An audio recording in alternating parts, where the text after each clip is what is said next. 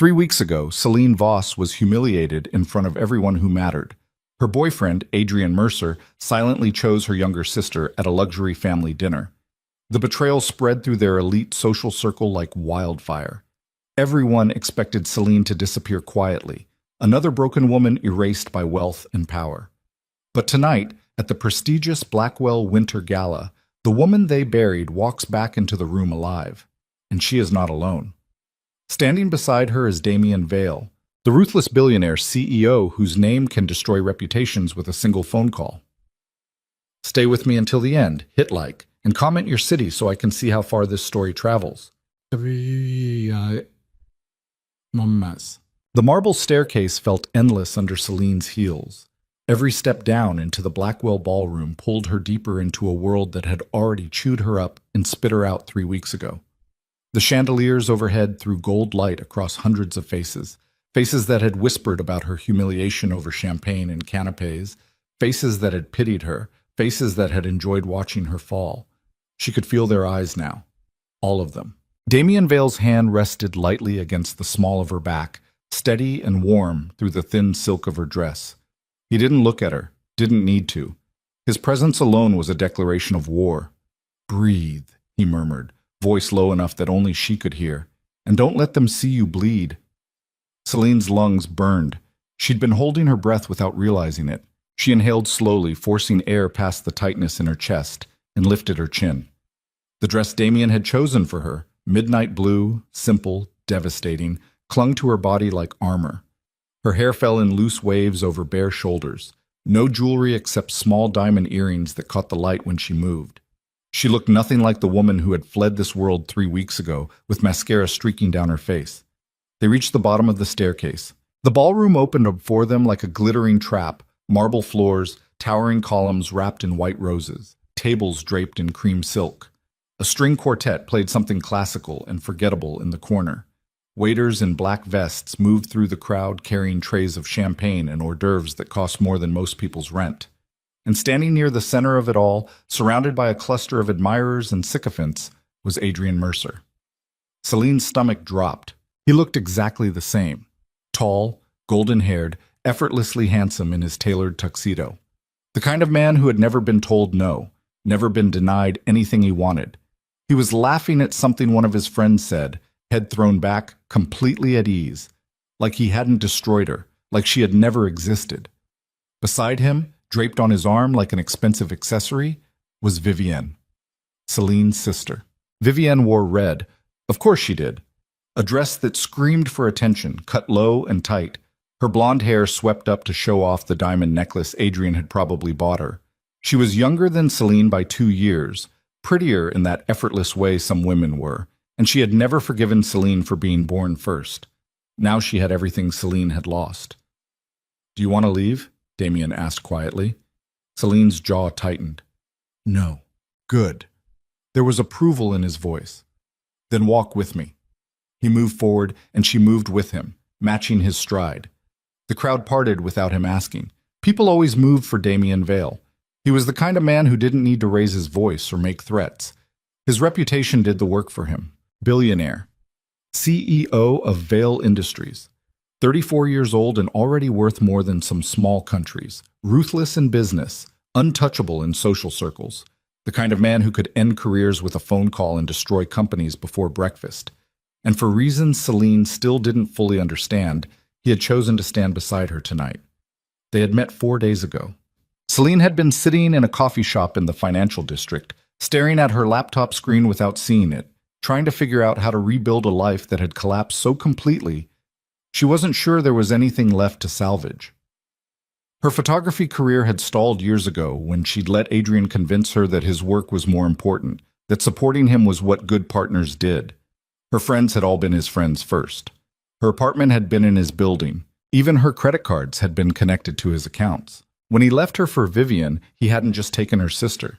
He'd taken her entire world.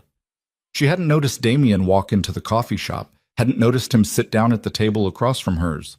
She'd been too deep in her own spiral, scrolling through social media posts from the dinner party where Adrian had made his choice public. Photos of him and Vivienne laughing together, her sister's hand on his chest, his arm around her waist. The comments underneath had been vicious. Poor Celine, she must be devastated. I always thought Vivian was prettier. Adrian upgraded. She'd closed the laptop so hard the screen cracked. Rough day? A voice had asked. She'd looked up to find Damien watching her with dark, unreadable eyes. He'd been wearing a charcoal suit that probably cost more than her car, his black hair pushed back from a face that belonged on magazine covers. Sharp jaw, high cheekbones. The kind of features that made people stare. Something like that, she'd said, not wanting to talk, not wanting to explain. He'd studied her for a long moment. You're Celine Voss. Her stomach had twisted. If you came over here to offer pity, don't. I don't do pity. He'd leaned back in his chair, still watching her. But I do recognize wasted potential when I see it. She'd laughed bitterly. You don't know anything about me. I know your sister stole your boyfriend in front of half of New York's elite. I know you've spent the last 3 weeks hiding while everyone who matters has decided you're too weak to fight back. And I know that you're sitting here breaking laptops instead of making them regret it. Celine had stared at him. Who the hell are you? Damien Vale. He'd said it like she should already know, and she had. Everyone knew Damien Vale. And I'm going to make you an offer. I'm not interested in... The Blackwell Winter Gala is in 4 days, he'd interrupted smoothly. Adrian Mercer will be there. So will your sister. So will everyone who watched you fall apart. Come with me. She'd shaken her head. Why would I do that? Because right now they think you're finished. They think you'll disappear quietly and let them erase you, prove them wrong. His eyes had been cold, calculating. Let me show you how to walk back into that room like you own it. And what do you get out of this? She'd asked, suspicious. Damien had smiled, a sharp, dangerous thing. Entertainment. She should have said no, should have walked away from a man who looked at her like she was a chess piece he wanted to move across the board.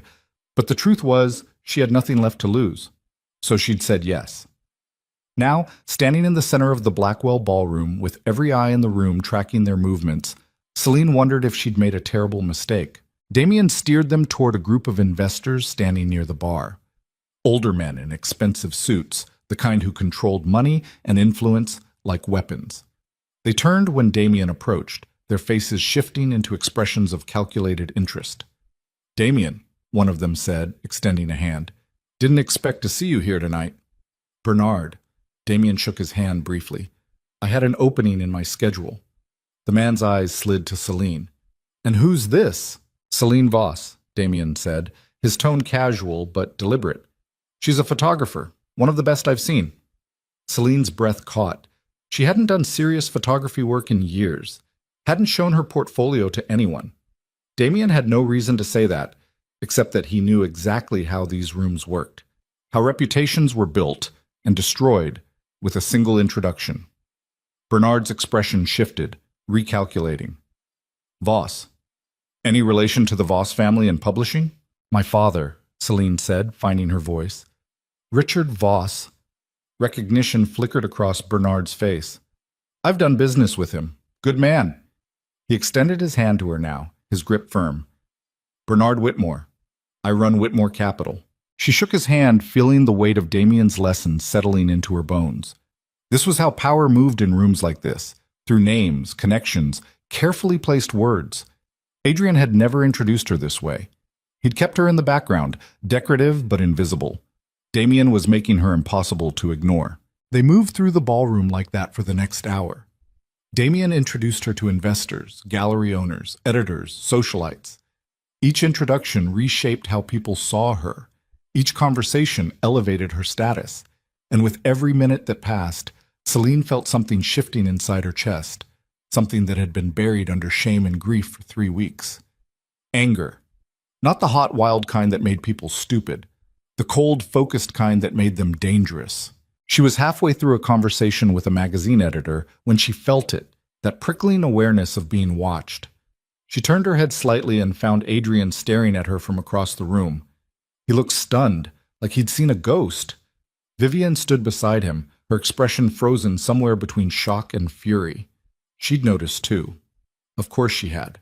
Vivian always noticed when attention shifted away from her. Celine held Adrian's gaze for 3 long seconds. Then she turned back to the editor and smiled, picking up the conversation exactly where she'd left it. It was a small thing, but in a room like this, small things were everything. By the time the string quartet shifted into a waltz, Celine's face hurt from smiling. Her feet ached in her heels. She'd shaken more hands than she could count, heard more names than she could remember. But she'd survived. More than survived. She'd walked back into the room that had tried to erase her, and she hadn't broken. "Dance with me," Damien said. It wasn't a question. He led her onto the floor before she could respond, his hand settling at her waist, the other capturing hers. The waltz was already in motion, other couples spinning across the marble in practiced elegance. Celine hadn't danced in years, but Damien moved with the kind of confidence that made it easy to follow, his steps sure, his grip firm. He pulled her closer than was strictly proper, close enough that she could feel the heat of his body through their clothes. "You did well tonight," he said quietly. "I stood around and let you parade me through the room like a trophy. You let them see that you're still standing. That's what matters." His dark eyes met hers. "They expected you to stay buried. You proved them wrong." Celine's throat tightened. "Why are you doing this?" "I told you. Entertainment." "Bullshit." The corner of his mouth lifted. "Careful. People are watching. Let them watch." She was tired of being careful, tired of swallowing her words and smoothing down her edges. "You don't do things for entertainment, Damien. You're too calculating for that. So what do you really want?" His expression didn't change, but something flickered in his eyes, something dark and old and guarded. "Maybe I see something in you that I recognize." "What?" "Potential for transformation." His hand tightened at her waist.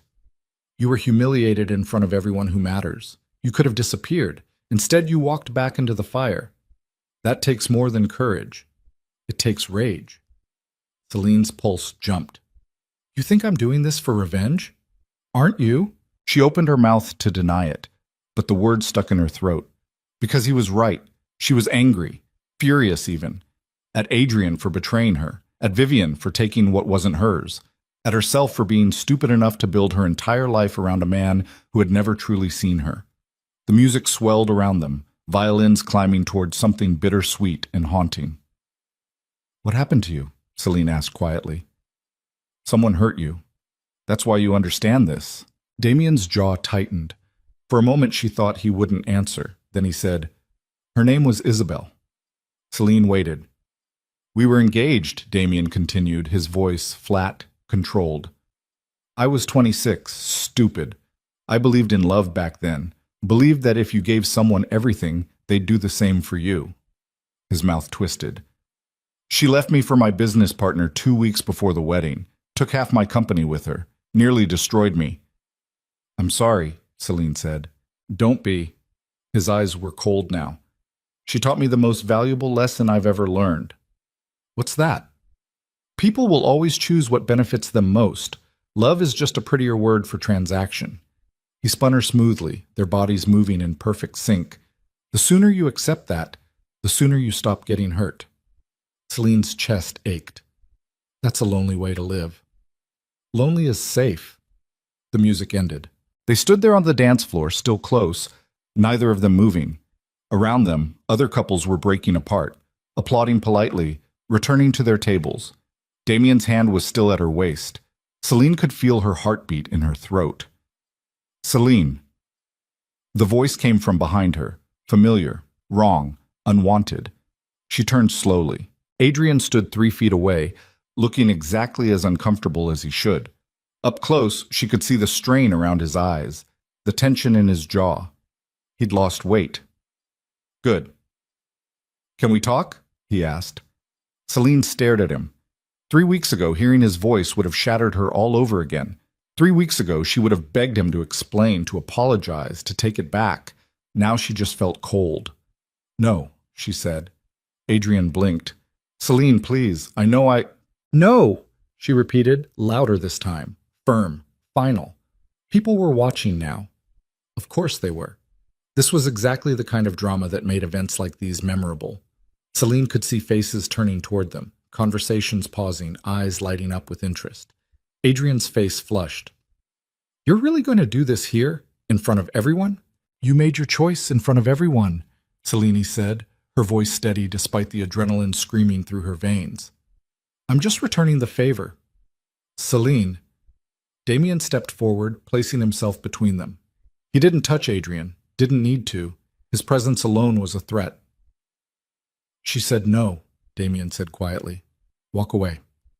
Adrian's jaw clenched. This doesn't concern you. It does now. For a moment, Selene thought Adrian might actually be stupid enough to push it. His hands curled into fists at his sides, his face darkening with anger and humiliation. Then Vivian appeared at his elbow, her expression brittle and fake. Adrian, darling, let's get a drink. She tugged on his arm, hard enough that he had no choice but to follow or make an even bigger scene.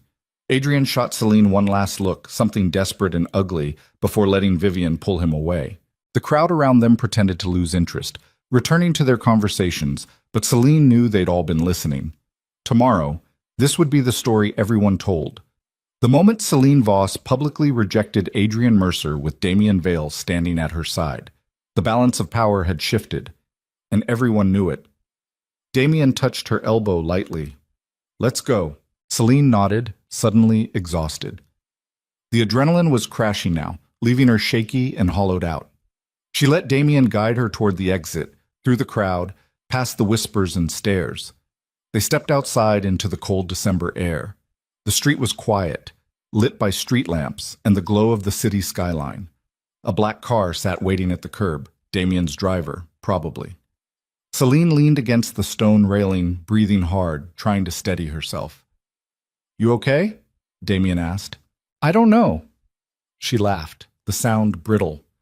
I thought I'd feel better, thought facing him would fix something. It doesn't work like that. Then what does? Damien was quiet for a moment. Then he said, You stop waiting for them to fix what they broke. You build something new. Selene looked at him. His face was half in shadow, unreadable as always. But there was something in his voice, something raw underneath the control. Is that what you did? She asked. Yes. And are you happy? Damien's mouth curved into something that wasn't quite a smile. I'm powerful. That's better. Selene wasn't sure she believed him, but before she could say anything else, her phone buzzed in her clutch. She pulled it out, glancing at the screen. A text from an unknown number. We need to talk. Meet me tomorrow. Alone. V. Vivienne. Selene stared at the message, her stomach twisting.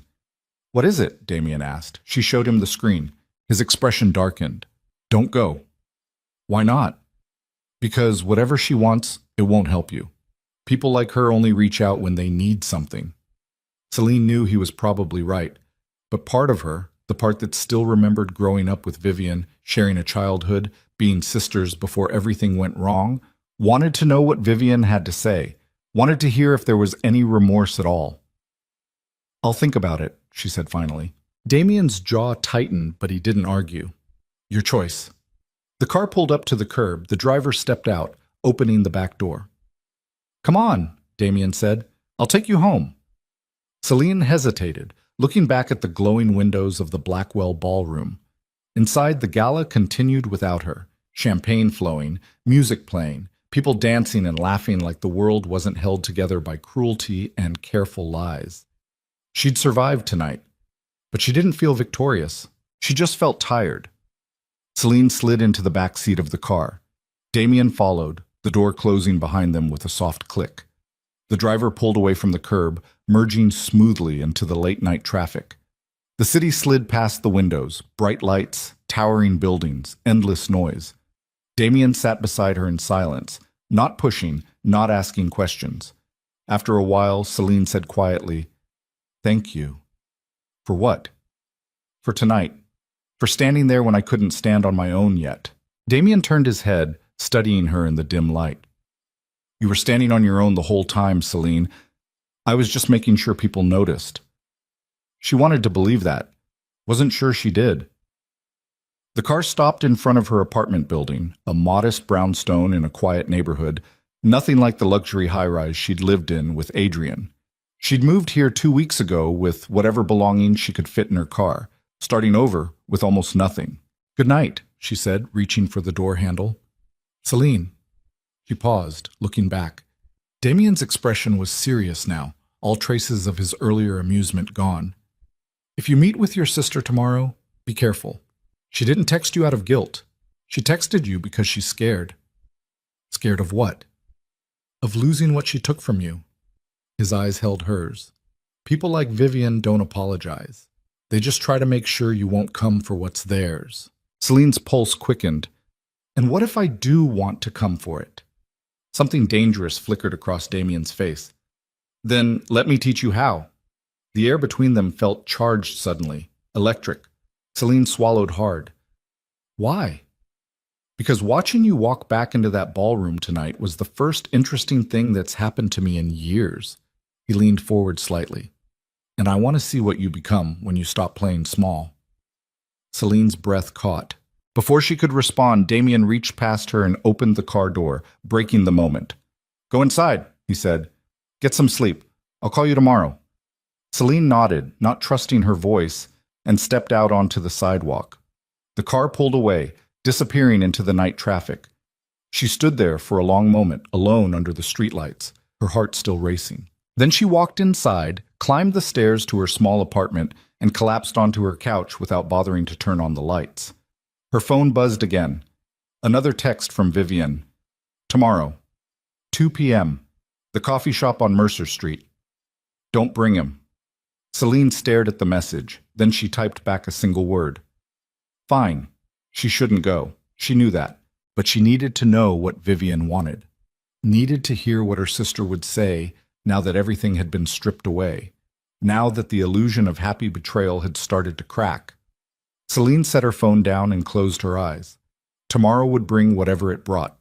Tonight, she had survived, and that was enough. The coffee shop on Mercer Street smelled like burnt espresso and regret. Celine arrived 10 minutes early, ordered black coffee she didn't want, and took a table near the back where the light was dim and the other customers wouldn't hear every word. Her hand shook as she wrapped them around the paper cup. She told herself it was the caffeine, knew it was a lie. Vivian walked in at exactly 2 o'clock. Of course she did. Vivian had always been precise about things that made her look good. Punctuality, appearance, the careful construction of charm. She wore a cream-colored coat that probably cost more than Celine's rent, her blonde hair falling in perfect waves, her makeup flawless. She looked like someone who had never made a mistake in her life. She spotted Celine and walked over, sliding into the chair across from her without asking permission. You came, Vivian said. You asked. Vivian's mouth tightened. She set her designer purse on the table between them like a barrier. I wasn't sure you would, after last night. Celine said nothing, just waited. Vivian looked uncomfortable now, her fingers playing with the handle of her purse. Good. Let her squirm.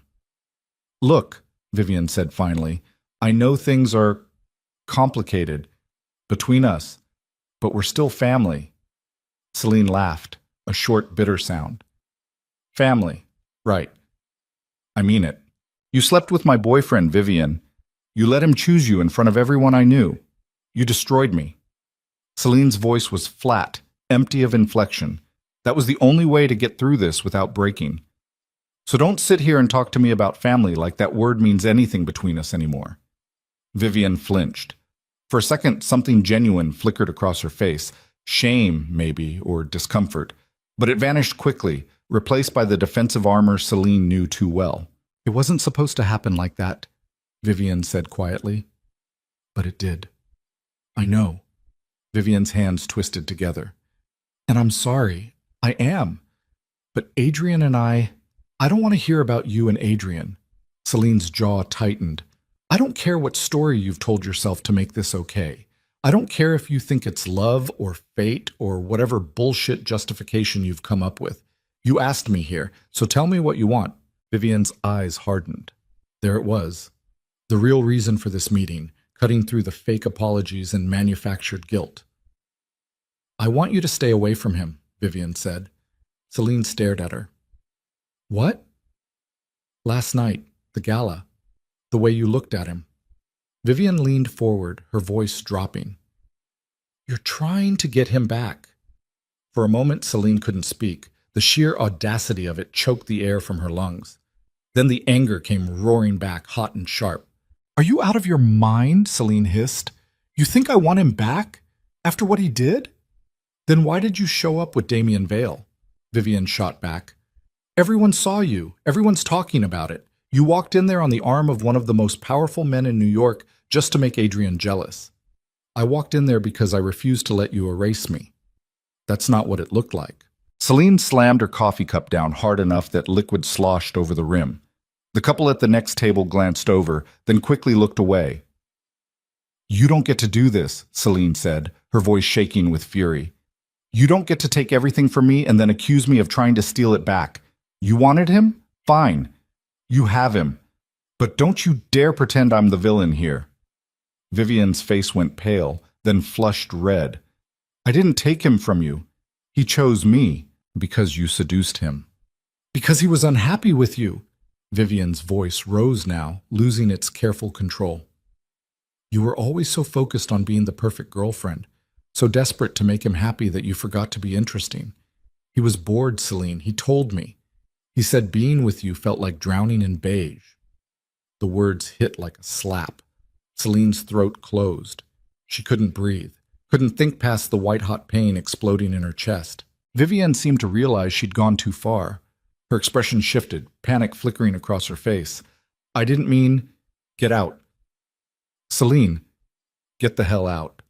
Celine's voice was low, deadly calm now. Before I do something we'll both regret. Vivian stood up quickly, grabbing her purse, but she paused, looking down at Celine with something that might have been guilt or might have been victory. Celine couldn't tell anymore. I didn't want to hurt you, Vivian said quietly, but I'm not going to apologize for being happy. Then she turned and walked out. Celine sat there alone, staring at her coffee cup, her hands shaking so badly she had to shove them under the table. Drowning in beige. That's what Adrian had said about her, about their relationship, about the years she'd spent loving him, supporting him, reshaping herself to fit into his life. Beige. Her phone buzzed. She pulled it out with trembling fingers. A text from Damien. How did it go? Celine stared at the screen. She didn't know how to answer, didn't know what to say that wouldn't sound pathetic or broken. Finally, she typed, She wanted me to stay away from Adrian. Thought I was trying to get him back. Damien's response came immediately. Are you? No, good. Meet me at my office, 1 hour. Celine's pulse jumped. Why? Because you need to stop defending yourself and start building something they can't touch. She should have said no. Should have gone home, crawled into bed, and let herself fall apart in private like she wanted to. Instead, she typed, I'll be there. Vale Industries occupied the top 15 floors of a glass tower in Midtown. Celine had seen the building from the outside before. Sleek, modern, intimidating. Walking into the lobby felt like stepping into another world. Everything was steel and marble and sharp edges. Security guards in dark suits watched her approach the reception desk with expressions that gave nothing away. Celine Voss, she said to the woman behind the desk. I'm here to see Damien Vale. The receptionist's eyebrows lifted slightly, just enough to show surprise. One moment. She spoke quietly into her headset, then nodded. Mr. Vale is expecting you. 52nd floor. A security guard escorted her to a private elevator. The doors closed. The elevator shot upward so smoothly, Celine barely felt the motion. Numbers flickered on the display above the door. 20, 30, 40, 50. The doors opened onto a hallway that looked more like an art gallery than an office. Floor-to-ceiling windows overlooked the city. Abstract paintings hung on white walls. The carpet was so thick her heels sank into it. A woman in a tailored black suit waited by the elevator. Ms. Voss, this way, please. Celine followed her down the hallway to a set of double doors at the end. The woman knocked once, then opened them. Damien's office was massive. The entire back wall was glass, offering a panoramic view of Manhattan. His desk sat near the windows, clean, minimal, just a laptop and a single stack of files. Leather chairs faced each other near a bar cart in the corner. Everything about the space screamed control, precision, power. Damien stood by the windows, his back to the door, hands in his pockets. He wore a dark gray suit today, his hair slightly disheveled like he'd been running his hands through it. Leave us, he said without turning around. The assistant closed the doors quietly. Celine stood there, suddenly feeling out of place in her jeans and simple sweater. This wasn't her world, wasn't her life. She was playing dress-up in someone else's story. "Sit," Damien said, gesturing to one of the leather chairs. She sat. Damien turned finally, studying her with those dark, unreadable eyes. "You look like hell." "Thanks. I don't mean it as an insult." He walked over, taking the chair across from her. "I mean, you look like someone who just had their face rubbed in something they were trying to forget." Celine's hands clenched in her lap. "Vivian said Adrian told her being with me was like drowning in beige." Damien's expression didn't change. "And you believe that?"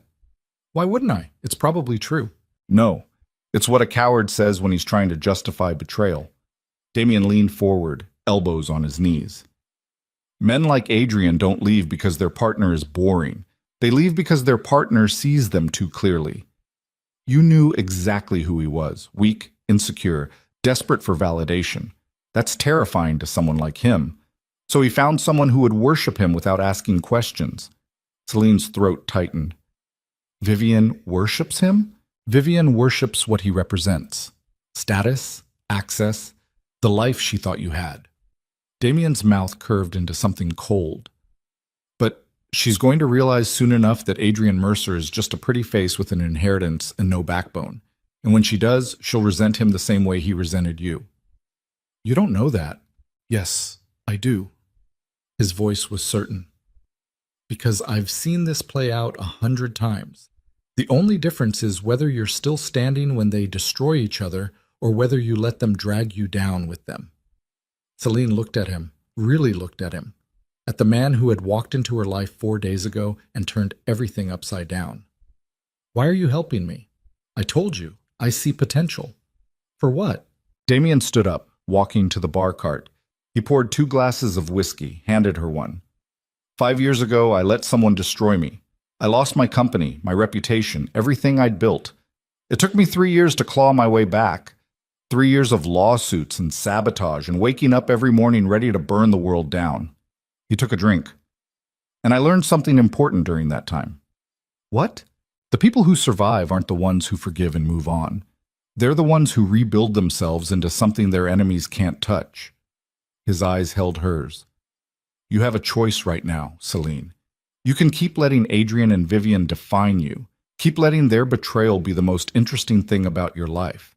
Or you can become someone they'll never be able to hurt again." Celine's pulse hammered. "How?" "By making them irrelevant." Damien set his glass down. "Your photography. When was the last time you worked on it?" "I haven't. Not seriously. Not in years." "Why not?" "Because Adrian—" She stopped, shook her head. "It doesn't matter." "It matters." Damien's voice was hard now. "You gave up your career to support his. You made yourself small so he could feel big. That's what drowning in beige really means. You were suffocating your own ambitions to make room for his mediocrity." The words cut through her like a blade, because they were true. She'd had a photography career once, small but real. A few gallery shows, some editorial work. Critics who said she had an eye for capturing emotion that most photographers missed. But Adrian had been building his real estate development company, and he'd needed her at dinners, at events, playing the role of supportive partner. And slowly over the years, her camera had stayed in its case more and more often, until she'd stopped taking it out at all. "I don't even know if I'm any good anymore," Celine said quietly. "Then find out." Damien pulled his phone from his pocket, typed something quickly, then set it down. "I'm setting up a meeting for you." "With who?" "Marcus Chen. He's the senior editor at Lens and Light magazine, one of the most influential photography publications in the country." Celine's stomach dropped. "I can't." "Yes, you can. I haven't shot anything in years. I don't have a portfolio. I don't have—" "You have 3 days," Damien interrupted. "Build a portfolio. Show him what you can do. If he likes it, he'll commission you for a piece. And if he doesn't?" Damien's expression was unreadable. "Then you'll know you need to work harder." Celine stared at him.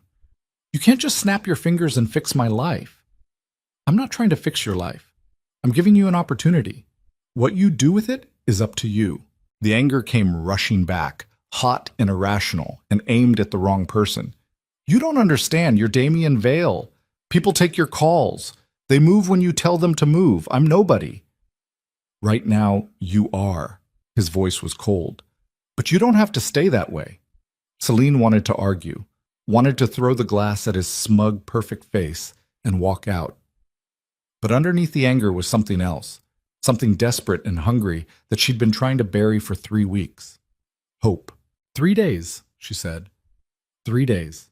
She drained the whiskey in one burning swallow and stood up. I need my camera from Adrian's apartment. Damien's eyebrows lifted. He still has it? Everything I left behind is still there. He wouldn't let me get my stuff, said it was too painful to see me. Her jaw tightened. I've been wearing the same 5 outfits for 2 weeks because everything else is locked in his building. Damien pulled out his phone again. What's the address? She told him. He typed something, then made a call. James, I need access to a building in Tribeca, 447 West Street, apartment 3402. The tenant is Adrian Mercer. He paused. I don't care what it costs. I want her inside in the next hour. Another pause. Good. He hung up. Celine stared at him. What did you just do? Got you access to your own belongings. He checked his watch. You have 90 minutes before Adrian gets off work. My driver will take you. Get your camera. Get whatever else you need. And get out before he shows up. You can't just... I can. And I did. Damien walked to his desk, scribbling something on a business card. He handed it to her. If there's any trouble, call this number. Security will handle it. Celine looked down at the card, then back at him. Why are you doing this? Because watching Adrian Mercer's face when you walk back into his apartment and take what's yours is going to be incredibly satisfying. His eyes glinted. Assuming you're brave enough. Celine's hands curled into fists. I'm brave enough. Then prove it. The building in Tribeca looked exactly the same as it had when she'd lived there. Sleek glass facade, doorman in a pressed uniform, lobby filled with modern furniture no one ever sat on. Celine's stomach churned as Damien's driver pulled up to the curb. Wait here, she told him. Mr. Vale said to escort you inside. I don't need an escort. The driver, a broad-shouldered man in his 40s, looked at her in the rearview mirror. With respect, ma'am, Mr. Vale doesn't make suggestions. Celine didn't have the energy to argue. She got out of the car. The doorman recognized her immediately. His expression shifted, surprise, discomfort, something that might have been pity. Ms. Voss, he said carefully. I didn't know you were coming by. I'm here to get my things. His face tightened. I'm not sure, Mr. Mercer. The driver stepped up beside her, handing the doorman a folded piece of paper. Ms. Voss has legal right to her personal property. Building management has been notified. The doorman read the paper, his jaw working. Then he nodded stiffly and stepped aside.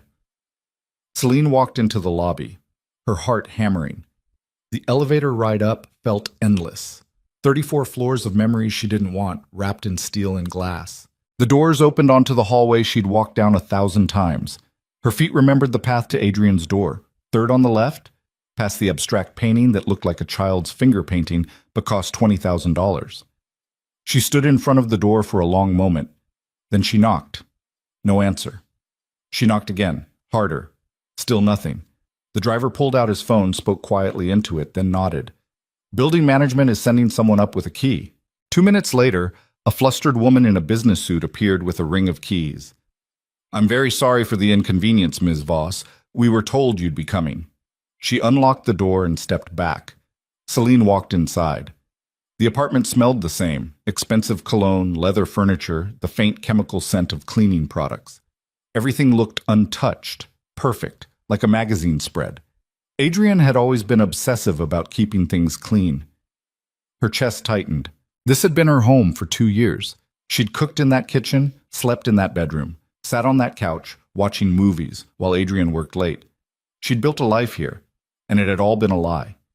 Where do you need to go? The driver asked quietly. Celine shook herself. The bedroom closet and the den.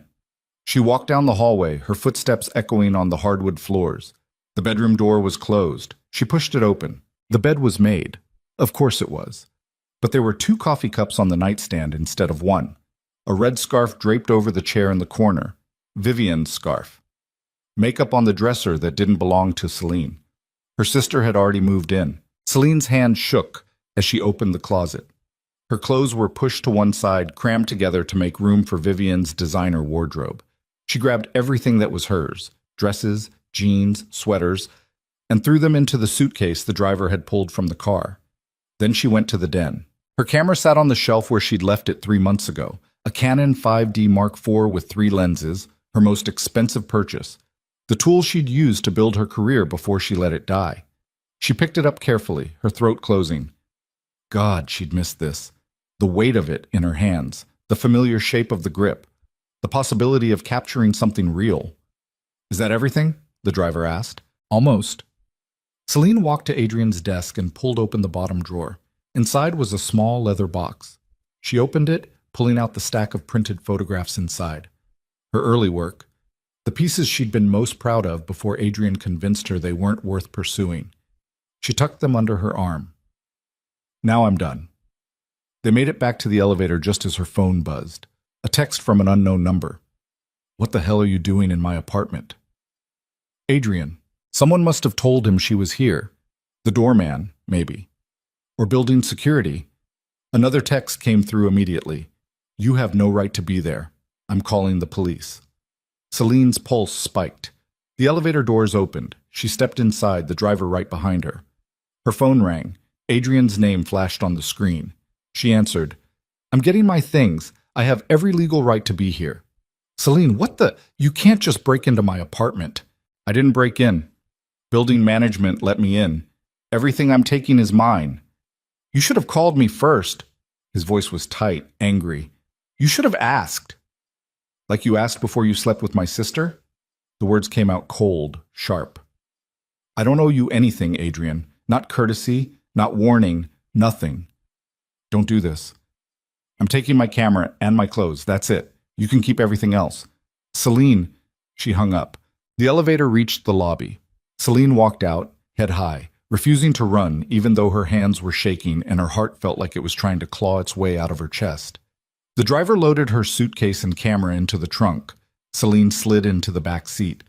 As they pulled away from the curb, she saw Adrian's car screech to a stop in front of the building. He jumped out, looking around frantically. But she was already gone. Otas. Celine spent the next 3 days shooting. She walked through Brooklyn at dawn, capturing commuters on their way to work. Faces tired, eyes hollow, shoulders bent under invisible weight.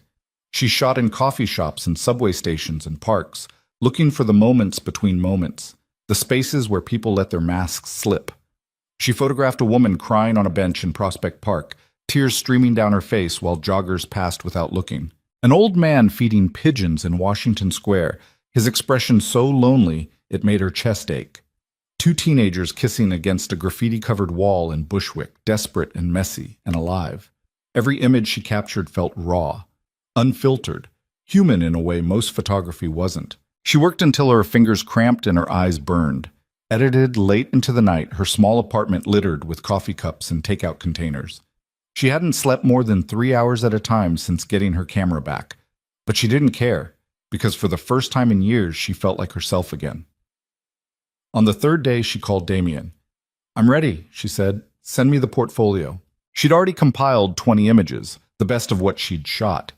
She sent them to his email and waited, her stomach in knots. 5 minutes later, her phone rang. These are good, Damien said without preamble. Better than good. Marcus is going to want to meet you. Celine's breath caught. Really? Tomorrow, 2 o'clock, his office in Soho. He paused. Don't screw this up. I won't. And Celine? Yeah? Wear something that says you're serious, not something that says you're trying to impress him. She smiled despite herself. Got it. She hung up and collapsed onto her couch, adrenaline still singing through her veins. This was real. This was happening. She was doing the thing she'd given up on, the dream she'd buried to make room for someone else's ambitions. And it terrified her almost as much as it thrilled her. Back. Marcus Chen's office was smaller than Celine expected, cluttered with photography books, framed prints on every wall, a desk buried under magazines and contact sheets. He was in his 50s, gray-haired, wearing jeans and a button-down shirt that had seen better days. He looked at Celine over his reading glasses. You're the one Damien Vale called about. Yes. Sit. She sat. Marcus pulled up her portfolio on his computer, clicking through the images slowly. His expression gave nothing away. Selena's hands twisted in her lap, her heart hammering so hard she thought he might be able to hear it. After what felt like an eternity, Marcus leaned back in his chair. You have an eye, he said. Celine's breath released in a rush. Thank you. I didn't say it was a compliment. He gestured at the screen. You're technically proficient. The composition is strong, but you're playing it safe.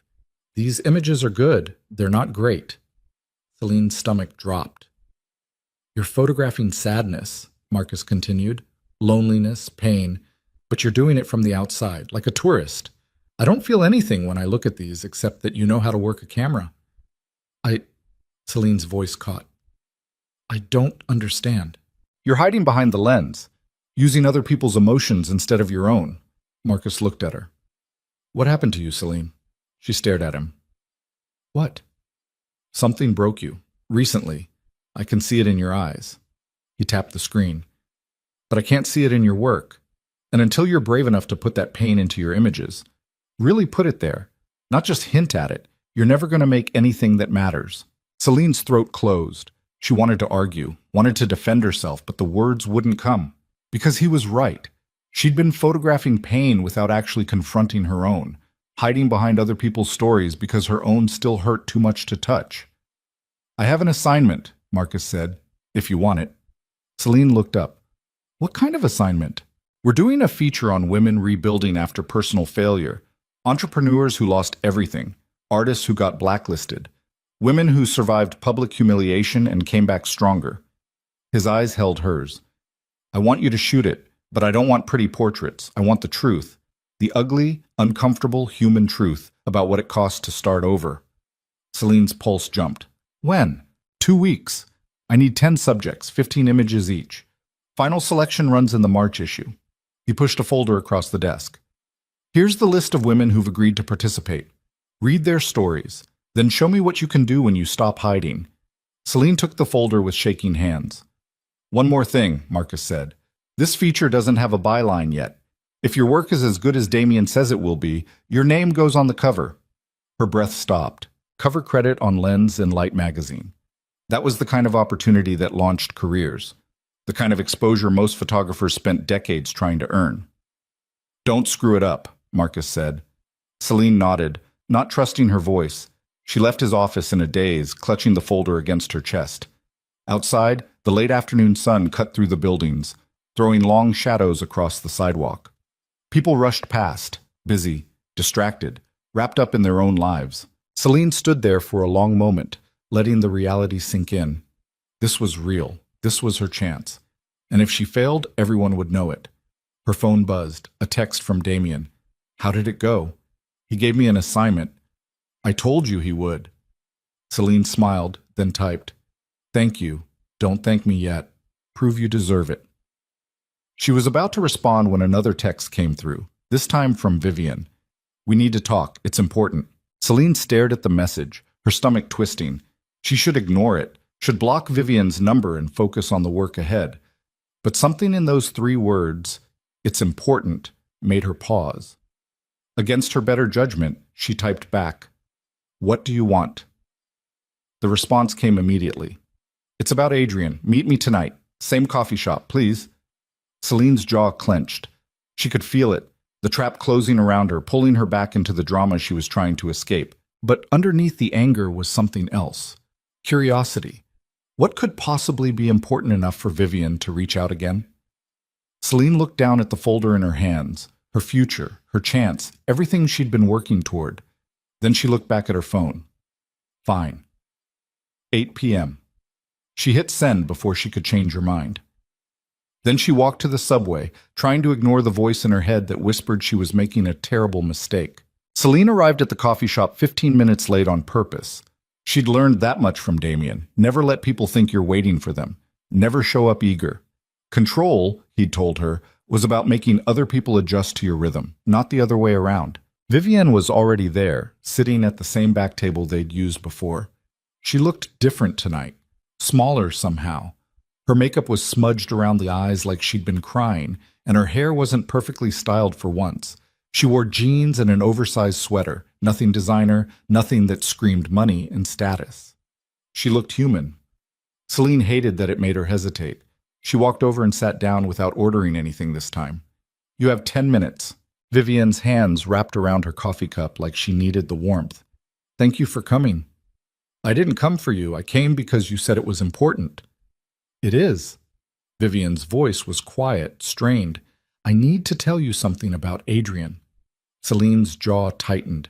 "I don't want to hear about your relationship." "It's not about the relationship."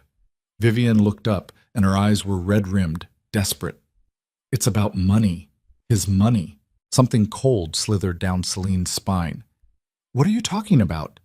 Vivian glanced around the coffee shop like she was checking for listeners, then leaned forward. "Adrian's broke, Celine. Completely broke. The company, the apartment, everything. It's all falling apart." Celine stared at her. "That's impossible. He just closed a major development deal 3 months ago. The deal fell through." Vivian's hands shook. "The investors pulled out last month. Something about zoning issues and environmental violations. Adrian tried to cover it up, tried to fix it, but it's too late. The whole thing collapsed." "How do you know this?" "Because I've been living with him for 3 weeks, and I've watched him spiral." Vivian's voice cracked. "He drinks every night now, gets phone calls at 2 in the morning from lawyers and creditors. He's going to lose everything, Celine, the apartment, the cars, the business, all of it." Celine's mind raced. 3 months ago. That was right before Adrian had started acting distant, right before he'd started spending more time with Vivian.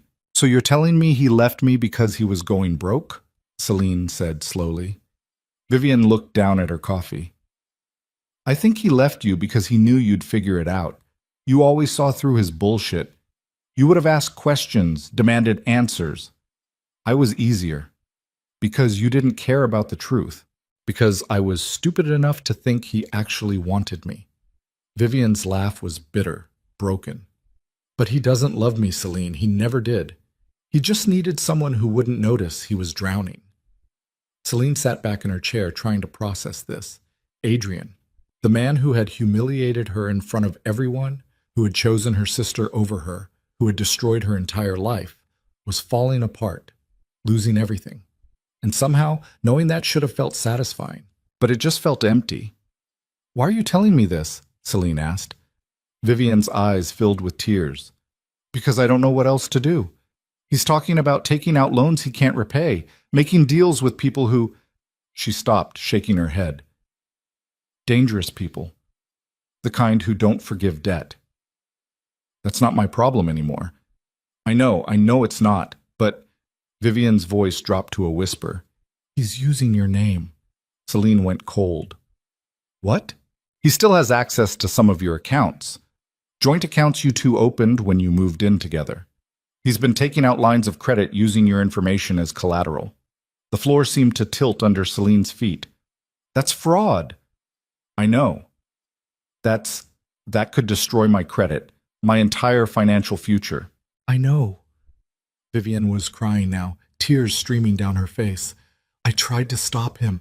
I told him it was wrong, but he said you owed him, that you'd taken years of his support, and now it was your turn to help." Celine's hands curled into fists on the table. The rage that flooded through her was white-hot, blinding. "How much?" "What? How much has he taken?" Vivian's face crumpled. "Almost 200,000. The world stopped. $200,000. Debt she didn't agree to. Loans she never took. Contracts with her signature forged on them while she'd been picking up the pieces of her shattered life. "When?" Celine's voice came out strangled. "When did this start?" "About a week after you moved out." 3 weeks. He'd been destroying her financial life for 3 weeks while she'd been trying to rebuild everything else. Celine stood up so fast her chair scraped loudly against the floor. People turned to look. She didn't care. "Where are the documents?" she demanded. "In his desk, at the apartment. But, Celine, you can't just—" "Watch me." She was halfway to the door when Vivian called after her. "Wait, there's something else." Celine turned. What else could there possibly be? Vivian's face was pale, sick-looking. He knows about Damien, about the assignment Marcus gave you, and he's planning something. Planning what? I don't know exactly, but I heard him on the phone yesterday with someone. He said... Vivian swallowed hard. He said if he was going down, he was taking you with him. Celine barely remembered the cab ride to Adrian's building. Her mind was spinning too fast, thoughts crashing into each other like cars on ice. $200,000. Fraud. Forgery. Her name attached to debt that could follow her for years, maybe decades. Everything she was trying to build, the photography career, the assignment, her fresh start, all of it could be destroyed by Adrian's desperation. She called Damien from the cab. He answered on the first ring. What's wrong? Adrian's been taking out loans in my name, hundreds of thousands of dollars. I need to get into his apartment and find the documents before he destroys them. Silence on the other end. Then, I'm sending security to meet you there. Don't go in alone. I don't have time to wait. Celine. She hung up. The cab pulled up to Adrian's building. Celine threw cash at the driver and ran inside. The doorman, different one tonight, someone who didn't recognize her, started to say something, but she was already past him, hitting the elevator call button over and over like that would make it come faster. The ride up was agony. Her reflection in the mirrored walls looked wild, unfamiliar, hair messy, eyes too bright, breathing too fast. She looked like someone on the edge of something terrible. The elevator doors opened. She ran down the hallway to Adrian's door and pounded on it with both fists. Open up, she shouted. I know what you did. Open this goddamn door. No answer. She pounded harder, her fists aching. Adrian, I swear to God, if you don't... The door next to Adrian's opened. An elderly woman in a bathrobe poked her head out, frowning. Young lady, it's almost 9 o'clock. Some of us are trying to... Sorry, Celine said. Not sorry at all. She turned back to Adrian's door. I know you're in there. I can see the light under the door. Still nothing. Celine pulled out her phone, pulled up Adrian's number, and called. She could hear it ringing inside the apartment, that stupid custom ringtone he'd set, some classic rock song he thought made him interesting. The ringing stopped. Someone had declined the call. He was inside, ignoring her. Fine. Celine stepped back and kicked the door as hard as she could. Pain shot through her foot. She was wearing sneakers, not exactly ideal for breaking down doors, but the door shuddered in its frame. Adrian, she screamed, you stole from me. You committed fraud. Open this door right now or I'm calling the police. The lock clicked. The door opened 6 inches, the chain still attached. Adrian's face appeared in the gap. He looked worse than Vivian had described. Unshaven, hair greasy, eyes bloodshot and wild. He wore sweatpants and a stained t-shirt. The smell of alcohol wafted out. You need to leave, he said. His voice was slurred, unsteady. Give me the documents. What documents? Don't play stupid. The loans, the credit lines, the contracts you forged with my name, all of it. Adrian's mouth twisted into something that might have been a smile or might have been a grimace. I don't know what you're talking about. Vivian told me everything. His face changed, anger flashing across it, raw and ugly. That bitch! I knew she'd... He stopped himself, shaking his head. You need to leave, Celine. This doesn't concern you anymore. You used my name to steal $200,000. That absolutely concerns me. I didn't steal anything. Those were joint accounts. I had every right. We weren't together anymore. You had no right to touch anything connected to me. Adrian laughed, a horrible, broken sound. You think you're so innocent? You think you didn't benefit from my money all those years? The apartment, the dinners, the trips? You lived off me, Celine. This is just collecting what you owed. The rage that had been simmering inside her boiled over. I supported your business. I gave up my career for you. I spent 2 years making you look good at events while you built your company. And I paid for everything while you played with your camera. His eyes were cruel now, vicious. You want to talk about debt? You owe me 2 years of rent, of food, of every single thing I bought for you while you pretended to be an artist. Celine's hands shook. Open this door. No. Open it or I'm calling the police right now. Go ahead. Adrian's smile widened, ugly and triumphant. Call them. Tell them your ex-boyfriend used joint accounts that legally had both our names on them. See how far that gets you." He started to close the door.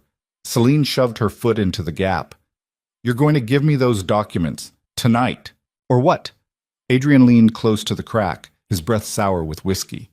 "You'll sick your billionaire boyfriend on me? You think Damien Vale gives a shit about you? He's using you, Celine. Same way I did.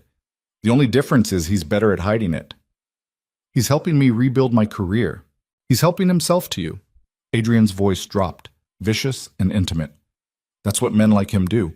They find broken women and fix them up just enough to feel powerful. Then they get bored and move on to the next project. You're not special. You're just available." The words hit like physical blows. Celine wanted to argue, wanted to tell him he was wrong, but she couldn't, because wasn't that exactly what Damien had done? Found her at her lowest, offered to help, and pulled her into his orbit? She didn't even know why he'd chosen her that day in the coffee shop. Didn't understand what he actually wanted from her. Entertainment, he'd said. What if Adrian was right? "Get your foot out of my door," Adrian said quietly, "or I'm calling building security." Celine pulled her foot back. The door slammed shut. She stood there in this hallway, her whole body shaking, staring at the closed door. Behind her, the elevator dinged, probably Damien's security arriving. Too late. Everything was too late. She'd lost. Again. Adrian had destroyed her, and there was nothing she could do about it because he was right. The accounts had both their names. Any lawyer would say he had legal access, even if morally he'd committed fraud. Her phone buzzed. A text from an unknown number. "You should have stayed quiet." Celine's blood went cold. She opened the message thread. Another text came through immediately. "Check your email." Her hands shook as she opened her email app. The newest message had no sender name, just a string of numbers. The subject line was empty. She opened it. Inside was a single attachment, a PDF document. Celine downloaded it, her heart hammering.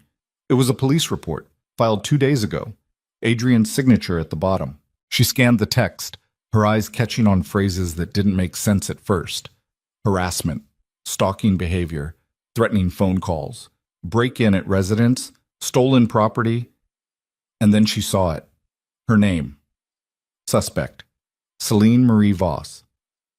Adrian had filed a police report against her, claiming she'd broken into his apartment, stolen valuables, and made threatening phone calls, claiming she'd been harassing him since their breakup. None of it was true, but it was documented, official. Her name in a police database attached to accusations of criminal behavior. Another text came through. "Drop whatever you're planning, walk away, or I send this to every gallery, magazine, and editor in New York. See how far your photography career goes with a police record." Celine couldn't breathe. This wasn't just about money anymore. Adrian was destroying her future, systematically, deliberately, making sure that even if she clawed her way back, she'd never escape the shadow of who he'd accused her of being. The elevator doors opened. 2 men in dark suits stepped out, Damien's security. They saw her standing in the hallway and walked over quickly. "Ms. Voss," one of them said, "Mr. Vale sent us to—" "I need to leave," Celine interrupted. Her voice sounded strange, distant. "I need to leave right now. Did you get the documents?" "There are no documents?" The lie came easily, because if Damien knew about the police report, he'd try to fix it. And fixing it would mean lawyers and questions and investigations that would take months. The assignment was in 2 weeks. Marcus needed her work in 2 weeks. She couldn't afford for any of this to be public. "Ma'am, Mr. Vale specifically instructed us to—" "Tell him I changed my mind." Celine pushed past them toward the elevator. "Tell him I'm handling it myself." She didn't wait for their response. Just hit the elevator button, stepped inside when the doors opened, and pressed the button for the lobby over and over until the doors closed. Her reflection stared back at her in the mirrored walls. She looked like a stranger. Someone desperate. Cornered. Exactly what Adrian had wanted her to become. The elevator descended. Celine pulled out her phone and opened her text thread with Damien. "I'm sorry. I can't do this anymore." She typed it out, her fingers shaking. Her thumb hovered over the send button.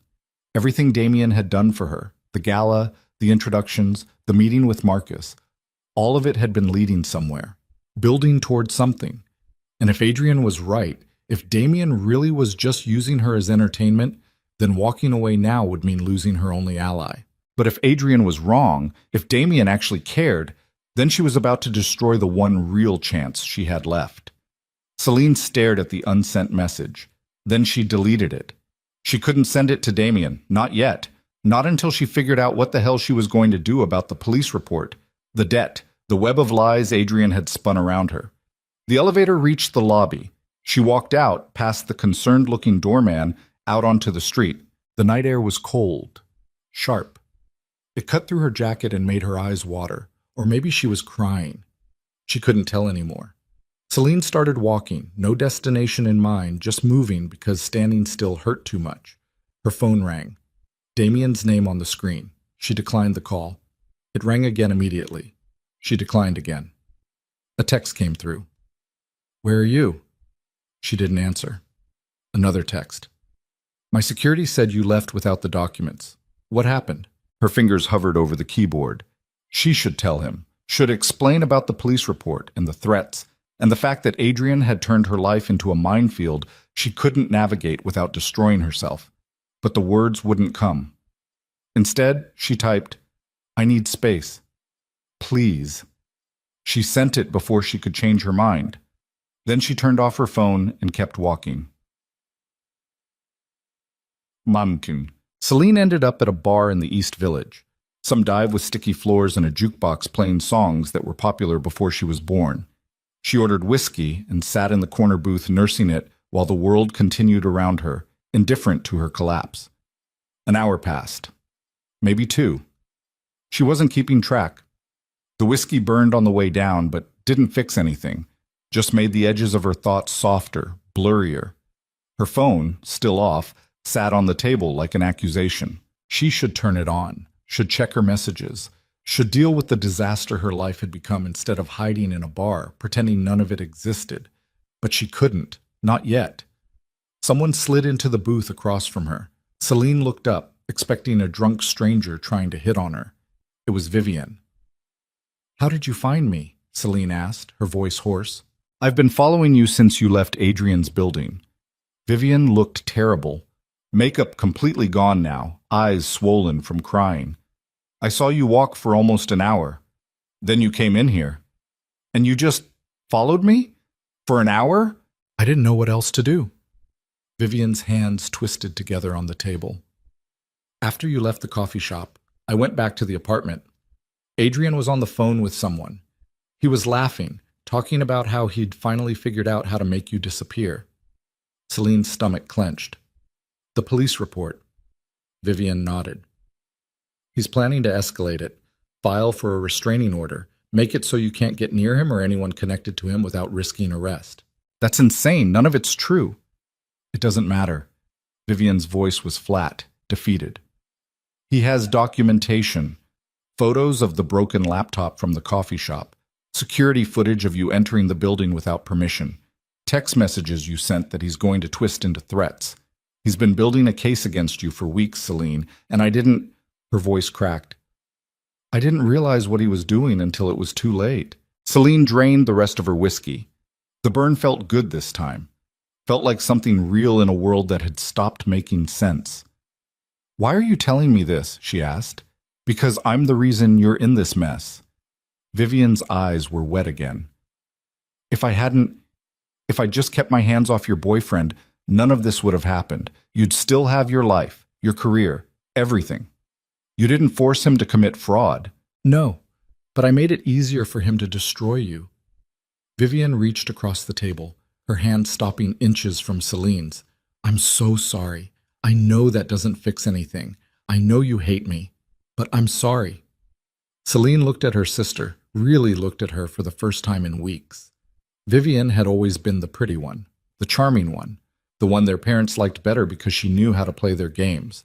But right now she just looked broken, same as Celine. "What happened to us?" Celine asked quietly. Vivian's laugh was bitter. "We grew up competing for scraps of attention from people who didn't actually love either of us enough. And then we spent our whole lives trying to win a game nobody could win. You won.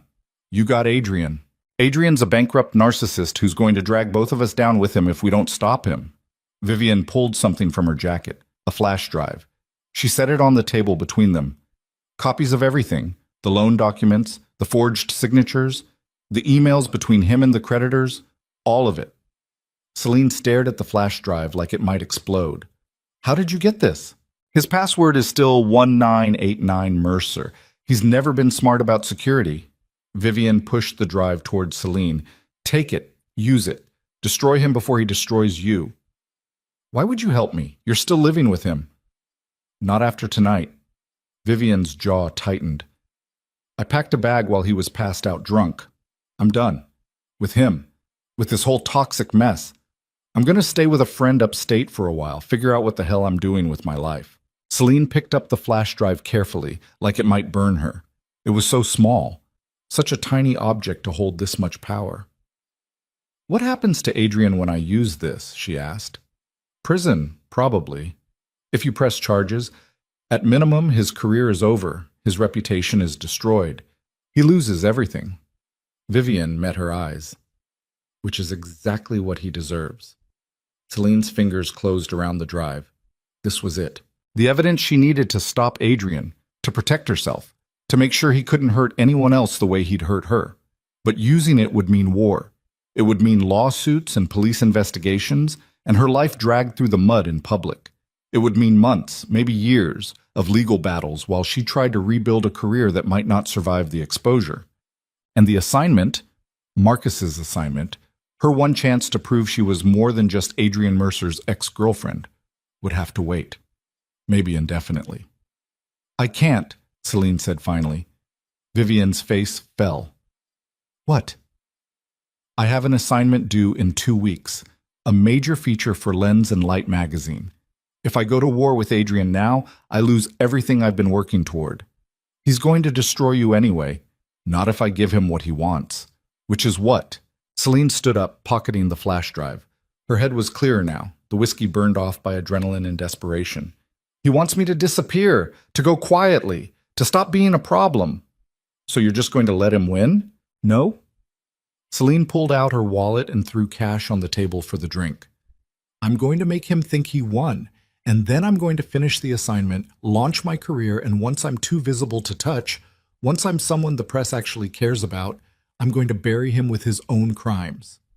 Vivian stared at her. That's actually smart. I learned from the best. Celine thought of Damien, his cold calculation, his patient cruelty.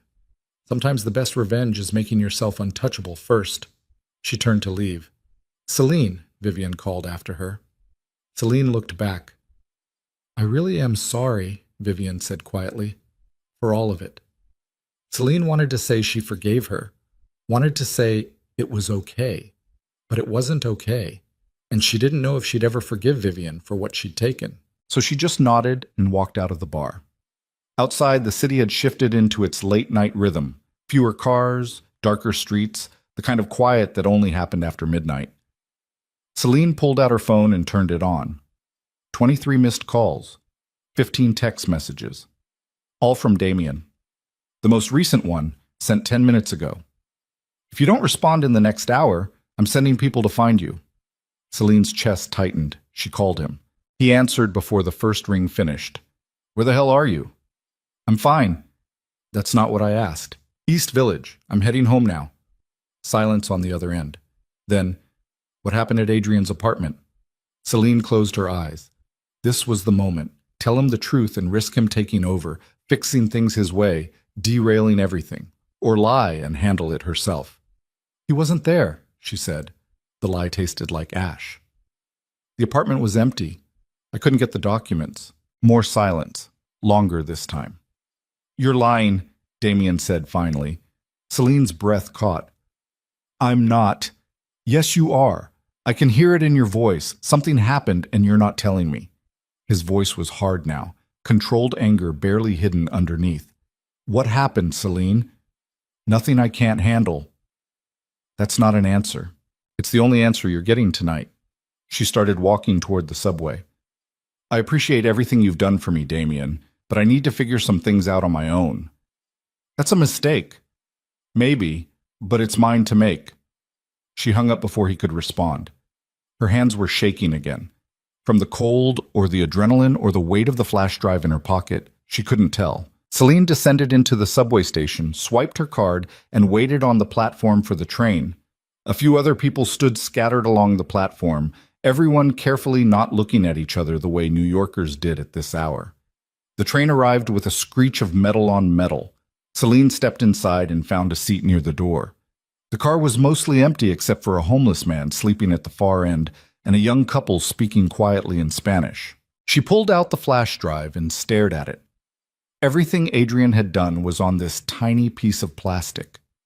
Every crime, every betrayal, every piece of evidence she needed to destroy him. But using it now would destroy her too. So she'd wait. She'd finish the assignment, build her career back up, make herself too valuable, too visible, too important for Adrian's lies to stick. And then, only then, she'd show the world exactly who Adrian Mercer really was. The train lurched forward into the tunnel, carrying her toward home, toward the work waiting in her apartment, toward a future she was going to build with her own hands, even if it killed her. She just had to survive the next 2 weeks without falling apart. Her phone buzzed. Another text from Damien. "You're making a mistake shutting me out, but I'll respect your choice. For now." Then a second later. "Don't forget, Marcus needs your work in 2 weeks. Focus on that. Everything else can wait." Celine stared at the message. Maybe Damien really did understand. Or maybe he was just good at saying exactly what she needed to hear. She didn't know anymore. Didn't know who to trust, who to believe, who was helping and who was using her. All she knew was that in 2 weeks, she had to deliver something extraordinary. And right now, covered in other people's destruction and her own desperation, she had no idea how she was going to pull that off. The train emerged from the tunnel into an elevated section, and through the scratched windows, Celine could see the city sprawling out in every direction. Millions of lights, millions of stories, millions of people fighting their own battles. She was just one more. Celine didn't sleep for the next 13 days. She shot during the day, tracking down the women on Marcus's list, sitting with them in their apartments and offices and studios, listening to their stories of failure and reinvention while her camera captured the truth beneath their words. At night, she edited until her eyes burned and her hands cramped, pushing through exhaustion with coffee and sheer willpower. The assignment became everything. The only thing. The singular focus that kept her from thinking about Adrian's threats or Damien's silence or the flash drive hidden in her desk drawer like a loaded gun. She photographed Elena Reyes, a former tech CEO who'd lost her company to a hostile takeover and spent 2 years rebuilding from nothing. The image Celine captured showed Elena's hands, scarred from working construction jobs to pay rent, holding her new company's business card. She photographed Jordan Price, a chef who'd been blacklisted after speaking out against workplace harassment. Jordan stood in her new restaurant kitchen at 4 a.m, flour dusting her forearms, her expression fierce and exhausted and alive. She photographed Maya Sullivan, an artist who'd survived her gallery dropping her after a public mental health crisis. Maya sat surrounded by the paintings she'd created during her breakdown, violent slashes of color and rage that galleries now fought to display. Each woman's story was different, but they all had the same look in their eyes, that particular kind of hardness that came from being destroyed and choosing to stand back up anyway. Celine knew that look. She saw it in her own mirror every morning. By day 12, she had shot 9 of the 10 subjects. The images were raw, unflinching, exactly what Marcus had asked for. Not pretty, not comfortable, just human. But she was missing the 10th subject. The list Marcus had given her included a name at the bottom with no contact information, just a note scrawled in his handwriting. TBD, waiting on confirmation. Celine had called his office 3 times asking about it. Each time his assistant said Marcus was handling it personally, that she'd have the information soon. On day 13 at 11 o'clock at night, Marcus finally called. "I found your 10th subject," he said without preamble. Celine sat up from where she'd been slumped over her laptop. "Who?" "Isabella Chen." The name meant nothing to Celine. "Okay, what's her story?" Marcus was quiet for a moment. "She was engaged to Damien Vale 6 years ago. He was nobody back then, just another guy with startup capital and big dreams. She left him for his business partner 2 weeks before the wedding, took half his company, nearly destroyed him. Celine's blood went cold. What? It's one of the most infamous betrayals in the New York business community. Vale spent 3 years in court getting his company back, then another 2 systematically destroying his ex-partner's reputation. Isabella disappeared from public life entirely. Until now. Where is she? Brooklyn. She agreed to meet tomorrow at noon. I'm texting you the address. Marcus paused. You didn't know about this? No? Interesting. Vale never mentioned it? Celine's hands were shaking. Damien had mentioned Isabella that night at the gala, told her the story of betrayal, the lesson he'd learned about people only caring about what benefits them most. But he'd never said her last name, never suggested she was still in New York, never mentioned she might be part of this assignment. This is a conflict of interest, Celine said. I can't photograph Damien's ex. Why not? Because he's... She stopped. What was Damien to her exactly? Not her boyfriend, not even really her friend. He'd helped her, yes. Introduced her to the right people, opened doors. But she still didn't know why. Still didn't understand what he actually wanted from her. He's involved in your life, Marcus finished. I know, that's why this is perfect. How is this perfect? Because if you can photograph the woman who taught Damien Vale how to survive betrayal, and do it honestly without making it about him, then you'll prove you're a real photographer, not just someone he's propping up. Marcus's voice was firm. Tomorrow, noon. Don't miss it. He hung up. Celine sat there in the dark of her apartment, her laptop screen the only light, staring at the text message with Isabella's address. This was a test. Marcus was testing whether she could separate her personal life from her work, whether she was strong enough to photograph difficult truths even when they hit too close to home. And maybe, probably, Damien had known this was coming. Maybe this whole assignment had been leading here from the beginning. Celine grabbed her phone and pulled up Damien's number. She'd barely spoken to him in almost 2 weeks. A few brief texts about the assignment, nothing personal. He'd given her space like he'd promised, or he'd been waiting for this moment. Her thumb hovered over the call button, then she set the phone down. No. She'd finish the assignment first. Shoot Isabella, complete the work, deliver it to Marcus. Then she'd deal with whatever game Damien was playing. The address Marcus had sent led to a small photography studio in Williamsburg, tucked between a coffee roaster and a vintage furniture shop. Celine arrived 10 minutes early, her camera bag heavy on her shoulder, her hand steady despite the knot of anxiety in her gut. The studio door was propped open. Inside, natural light poured through enormous windows, illuminating white walls covered in black and white portraits. The work was good, technically perfect, emotionally distant. The kind of photography that looked impressive but didn't make you feel anything. A woman stood by the windows adjusting a camera on a tripod. Isabella Chen was smaller than Celine expected. Petite, Asian, maybe 35, with straight black hair cut in a sharp bob, and the kind of bone structure that cameras loved. She wore all black, jeans, turtleneck, boots, and moved with precise efficiency. She looked up when Celine entered. You're early. So are you. Isabella's mouth curved slightly, not quite a smile. Marcus said you'd be professional. I appreciate that. She gestured to a chair positioned near the window. I assume you want to start with the interview portion? Celine set her camera bag down carefully. Actually, I'd like to talk first, off the record. Isabella's eyebrows lifted. About? Damien. The temperature in the room seemed to drop. Isabella studied her for a long moment, her expression unreadable. Then she walked to a small table in the corner and poured 2 glasses of water from a pitcher. She handed one to Celine. He sent you, Isabella said. It wasn't a question. No, he doesn't know I'm here. But you know about us, about what happened. Only what Marcus told me. Celine took a sip of water, her throat suddenly dry. And what Damien mentioned once, that you left him, that it nearly destroyed him. Isabella laughed, a short, bitter sound. Is that the story he tells? Isn't it true? Parts of it. Isabella leaned against the table, arms crossed. I did leave him. I did take half the company, but the version where I'm the villain and he's the victim, that's incomplete. Celine's pulse quickened. What's the complete version? Isabella was quiet for a moment, her eyes distant. Damien and I met in college.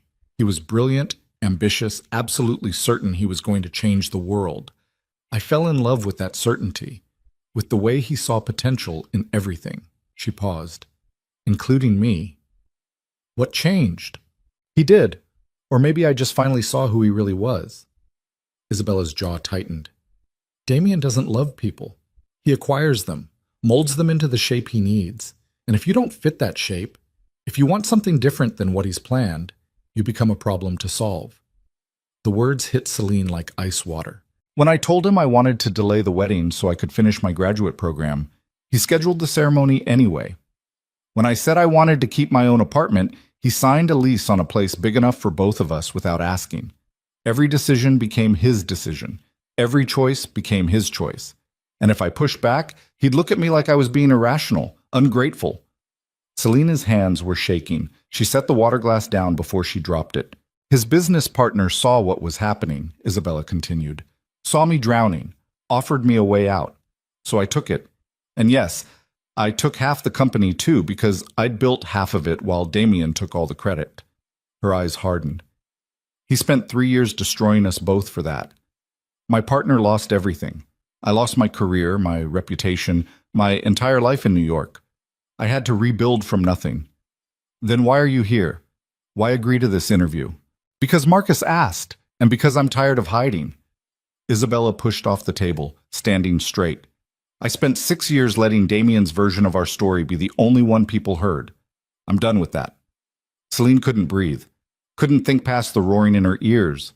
Everything Isabella described, the control disguised as help, the decisions made without input, the expectation of gratitude instead of partnership, sounded exactly like what Damien was doing to her. The gala, the introductions, the assignment, all of it on his terms, his timeline, his conditions. She'd thought he was helping her rebuild, but maybe he was just building her into someone who served his purposes. He's doing it to you too, isn't he? Isabella said quietly. Celine looked up sharply. What? That's why you're here. Why you look like you just figured something out. Isabella's expression was almost sympathetic. He found you broken and offered to fix you, made you feel like you couldn't survive without him, and now you're starting to wonder what he actually wants in return. He's been helping me, Celine said, but her voice sounded weak even to her own ears. Has he, or has he been positioning you exactly where he wants you? Celine opened her mouth to argue, to defend Damien, to explain that he'd given her opportunities she never would have had otherwise, but the words stuck in her throat. Because Isabella was right. Every door Damien had opened, he'd opened for a reason. Every introduction had served his purposes as much as hers, and she'd been so desperate for help, so grateful to not be drowning anymore, that she hadn't questioned any of it. What does he want from me? Celine asked, her voice barely above a whisper. Isabella shook her head. I don't know, but whatever it is, it's not about your well-being. Damien doesn't do charity. Everything is transactional with him. You just haven't figured out your side of the transaction yet. Celine's phone buzzed in her pocket. She pulled it out with trembling hands. A text from Damien. How's the final shoot going? She stared at the message. He knew. Of course he knew. He'd probably known from the beginning that Isabella would be the 10th subject. Had probably arranged it somehow. Another chess piece moved into position. But why? What was the endgame? You should still shoot me, Isabella said, pulling Celine's attention back. Whatever Damien's planning, the work matters more. These women's stories matter more. Celine looked at her, really looked at her, at the woman who'd survived Damien Vale and rebuilt a life afterward, who stood here now, willing to tell her truth even knowing what it might cost. Okay, Celine said finally. Let's do this. For the next 2 hours, Celine worked. She photographed Isabella in the studio, in the harsh natural light that showed every line on her face, every shadow under her eyes. They talked about betrayal and survival and the cost of starting over. Isabella's story poured out, raw, honest, complicated. Not a villain origin story, just a woman who'd made impossible choices and lived with the consequences.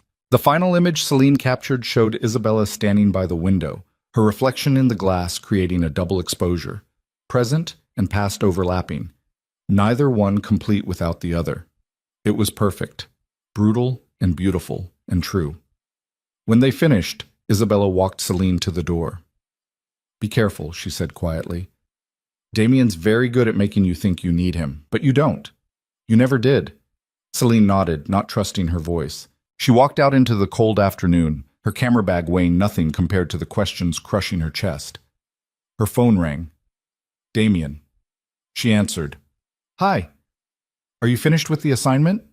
His voice was warm, casual, like they were friends catching up. Yes? Good. We should celebrate. Dinner tonight. My place. 8 o'clock. It wasn't a question. Never was with Damien, and that Celine realized was the problem. I can't, she said. I need to edit the final images. Get everything to Marcus by tomorrow. The editing can wait. No, it can't. Silence on the other end. She could feel his displeasure through the phone line. Celine, he said carefully. What's wrong? Nothing. I'm just focused on the work.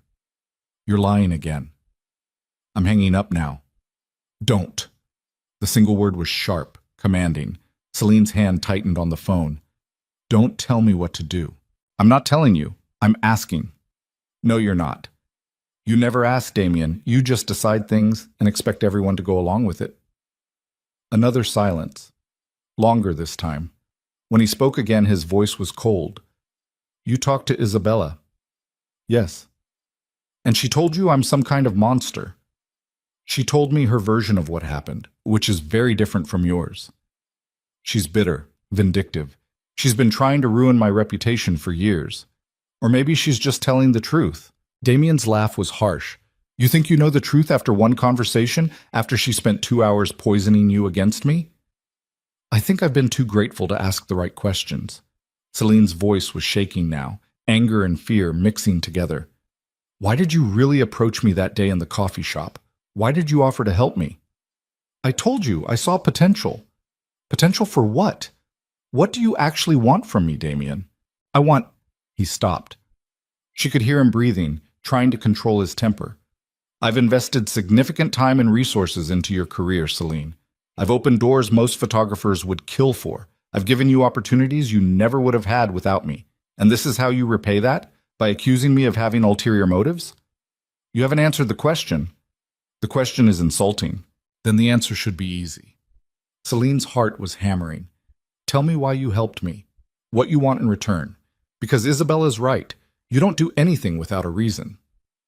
Isabella doesn't know me anymore. Then help me know you, right now. What do you want? The silence stretched out so long Celine thought he might have hung up. Then Damien said very quietly, I want you to trust me. Why? Because I'm trying to help you become someone they can't destroy, or someone you can control. That's not... His voice rose, then cut off sharply. When he spoke again, it was carefully neutral. Come to dinner tonight. Let's talk about this in person, like adults. No. Celine. I need space, Damien. I need to think. You're making a mistake. Maybe. But like I said before, it's mine to make. She hung up. Her hands were shaking so badly she nearly dropped the phone. Celine stood on the sidewalk, people rushing past her, the city continuing its endless motion around her frozen moment. Everything was falling apart. Adrian was trying to destroy her with fraud and fake police reports. Damien might be using her for reasons she didn't understand. And in less than 24 hours, she had to deliver a completed assignment that could make or break her entire future. Her phone buzzed again. Another text from Damien. You want the truth? Fine. Come to the gala tonight. The Blackwell Winter Charity event. Same place where this all started. I'll be there.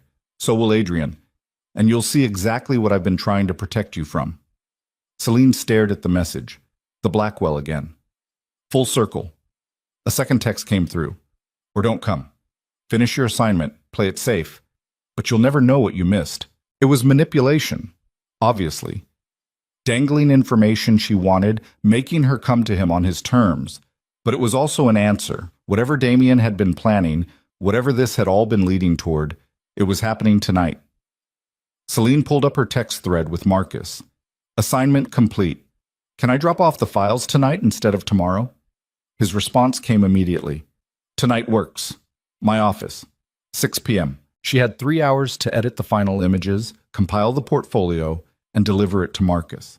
Then she'd decide whether to go to the gala, whether to find out what Damien had really been planning all along. Mike. Celine barely remembered the editing process. Her hands moved on autopilot, adjusting exposure and contrast, selecting the strongest images, arranging them in order that told the complete story. 10 women, 150 images, each one a testament to survival and transformation. The final image in the series was Isabella's double exposure portrait. Celine stared at it for a long moment.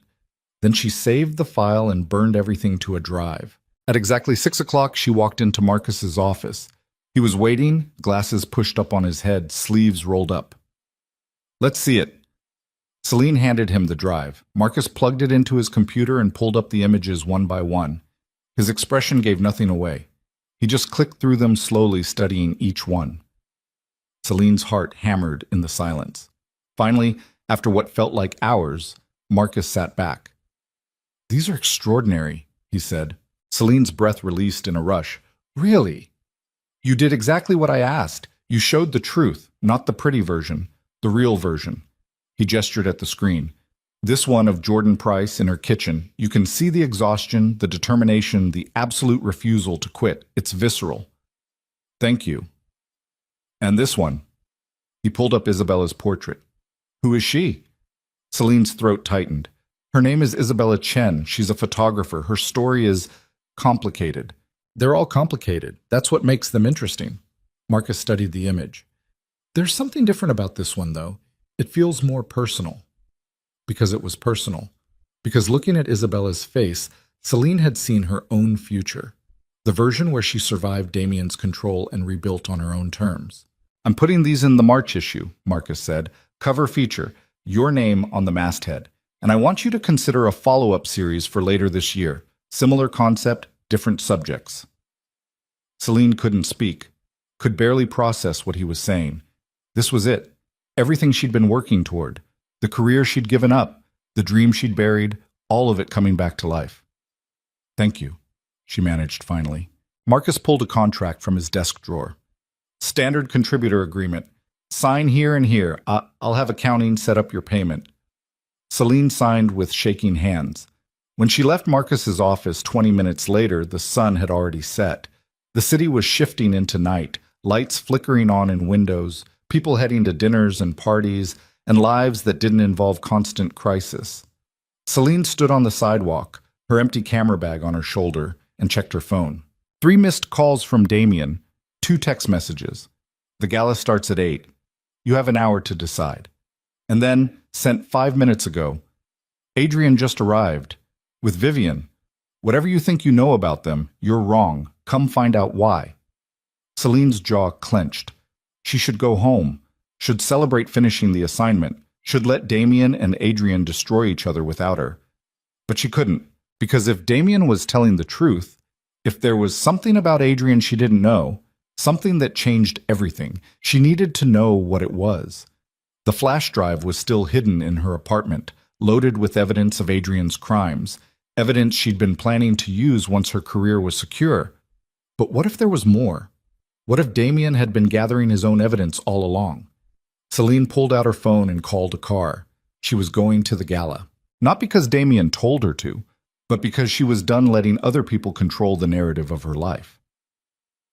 The Blackwell Ballroom looked exactly the same as it had 6 weeks ago. Crystal chandeliers, marble floors, wealthy people in expensive clothes, pretending to care about charity while actually caring about status. But Celine was different. She wore black this time. Simple dress, no jewelry, hair pulled back. She looked like someone who didn't need to impress anyone, someone who had come for a purpose. The security guard at the entrance checked her name against the guest list. "You're not on here," he said. "Check again." "I'm Damien Vale's guest." The guard made a call, listened, then nodded and stepped aside. "Go ahead." Celine walked into the ballroom. The crowd parted for her without her asking. She'd learned that much from Damien, how to move through rooms like she belonged there, like she owned every space she occupied. She spotted Adrian immediately. He stood near the bar with Vivian on his arm, both of them dressed like they hadn't lost everything. Adrian wore a tuxedo that probably cost more than he could afford. Vivienne wore red again, same desperate grab for attention she always reached for. They looked perfect. They looked terrified. Adrian saw Celine and his face went white. She walked straight toward them. "We need to talk," she said when she reached them. Adrian's jaw clenched. "There's nothing to talk about. The police report, the forged loans, all of it." Celine kept her voice low, calm. "I have evidence, Adrian. Everything Vivienne gave me, and I'm going to use it unless you withdraw everything. Tonight." Vivienne's eyes widened. "I didn't think you'd actually—" "Shut up," Adrian hissed at her. Then to Celine, "You're bluffing. Try me." Adrian's hands curled into fists at his sides. Around them, people were starting to notice the confrontation, conversations dying, eyes turning toward them. "You really want to do this here?" Adrian asked, his voice shaking with barely controlled rage. "I want you to fix what you broke. Sign documents withdrawing the police report, cancel the credit lines in my name, or I go to the authorities with evidence of fraud. You'll destroy yourself too. Maybe, but I'll take you down with me." Celine stepped closer, close enough that only he could hear her next words. "And unlike you, I don't have anything left to lose." Adrian's face twisted. For a second, she thought he might actually hit her. Then a hand landed on her shoulder. Damien. He'd appeared out of nowhere, immaculate in his tuxedo, his expression unreadable. "Causing a scene, Adrian?" Damien asked mildly. "This doesn't concern you, Vale." "Actually, it does." Damien's hand tightened on Celine's shoulder. "Since I'm the one who's been documenting your financial crimes for the past month." The bottom dropped out of Celine's stomach. Adrian went even paler. "What? Did you really think I'd let you destroy her without consequences?" Damien's smile was cold, dangerous. "I've had investigators tracking every transaction, every forged signature, every illegal loan. I have enough evidence to put you in prison for a decade." Celine couldn't breathe, couldn't process what she was hearing. Damien had been investigating Adrian all this time. While she'd been working on the assignment, while she'd been struggling to figure out what to do, Damien had been quietly gathering ammunition. "Why?" she whispered. Damien looked down at her. "Because you deserved better than fighting this battle alone." Adrian laughed, a horrible, broken sound. "You think you're protecting her? You're using her. Same way you use everyone." "The difference," Damien said quietly, "is that I'm honest about what I want." "And what do you want?" Damien's eyes were black, cold. "I want you to understand what happens to people who try to destroy things I've built." The air in the ballroom felt electric, charged with violence barely contained. Celine stepped between them, facing Damien. "Stop," she said. Damien's expression didn't change. "Celine, I said stop." Her voice was shaking. "This isn't about protecting me. This is about control, about winning, about making sure everyone knows you're the most dangerous person in the room." "That's not—" "Yes, it is." She was shouting now, past caring who heard. Isabella was right. You don't help people. You acquire them, mold them, use them, and I've been so desperate not to drown that I let you. Damien's jaw tightened. "I gave you opportunities you never would have had. Because it served your purposes. Because you needed—" She stopped, stared at him. "What do you need from me, Damien? What was this all for?" The question hung in the air between them. Around them, the entire ballroom had gone silent.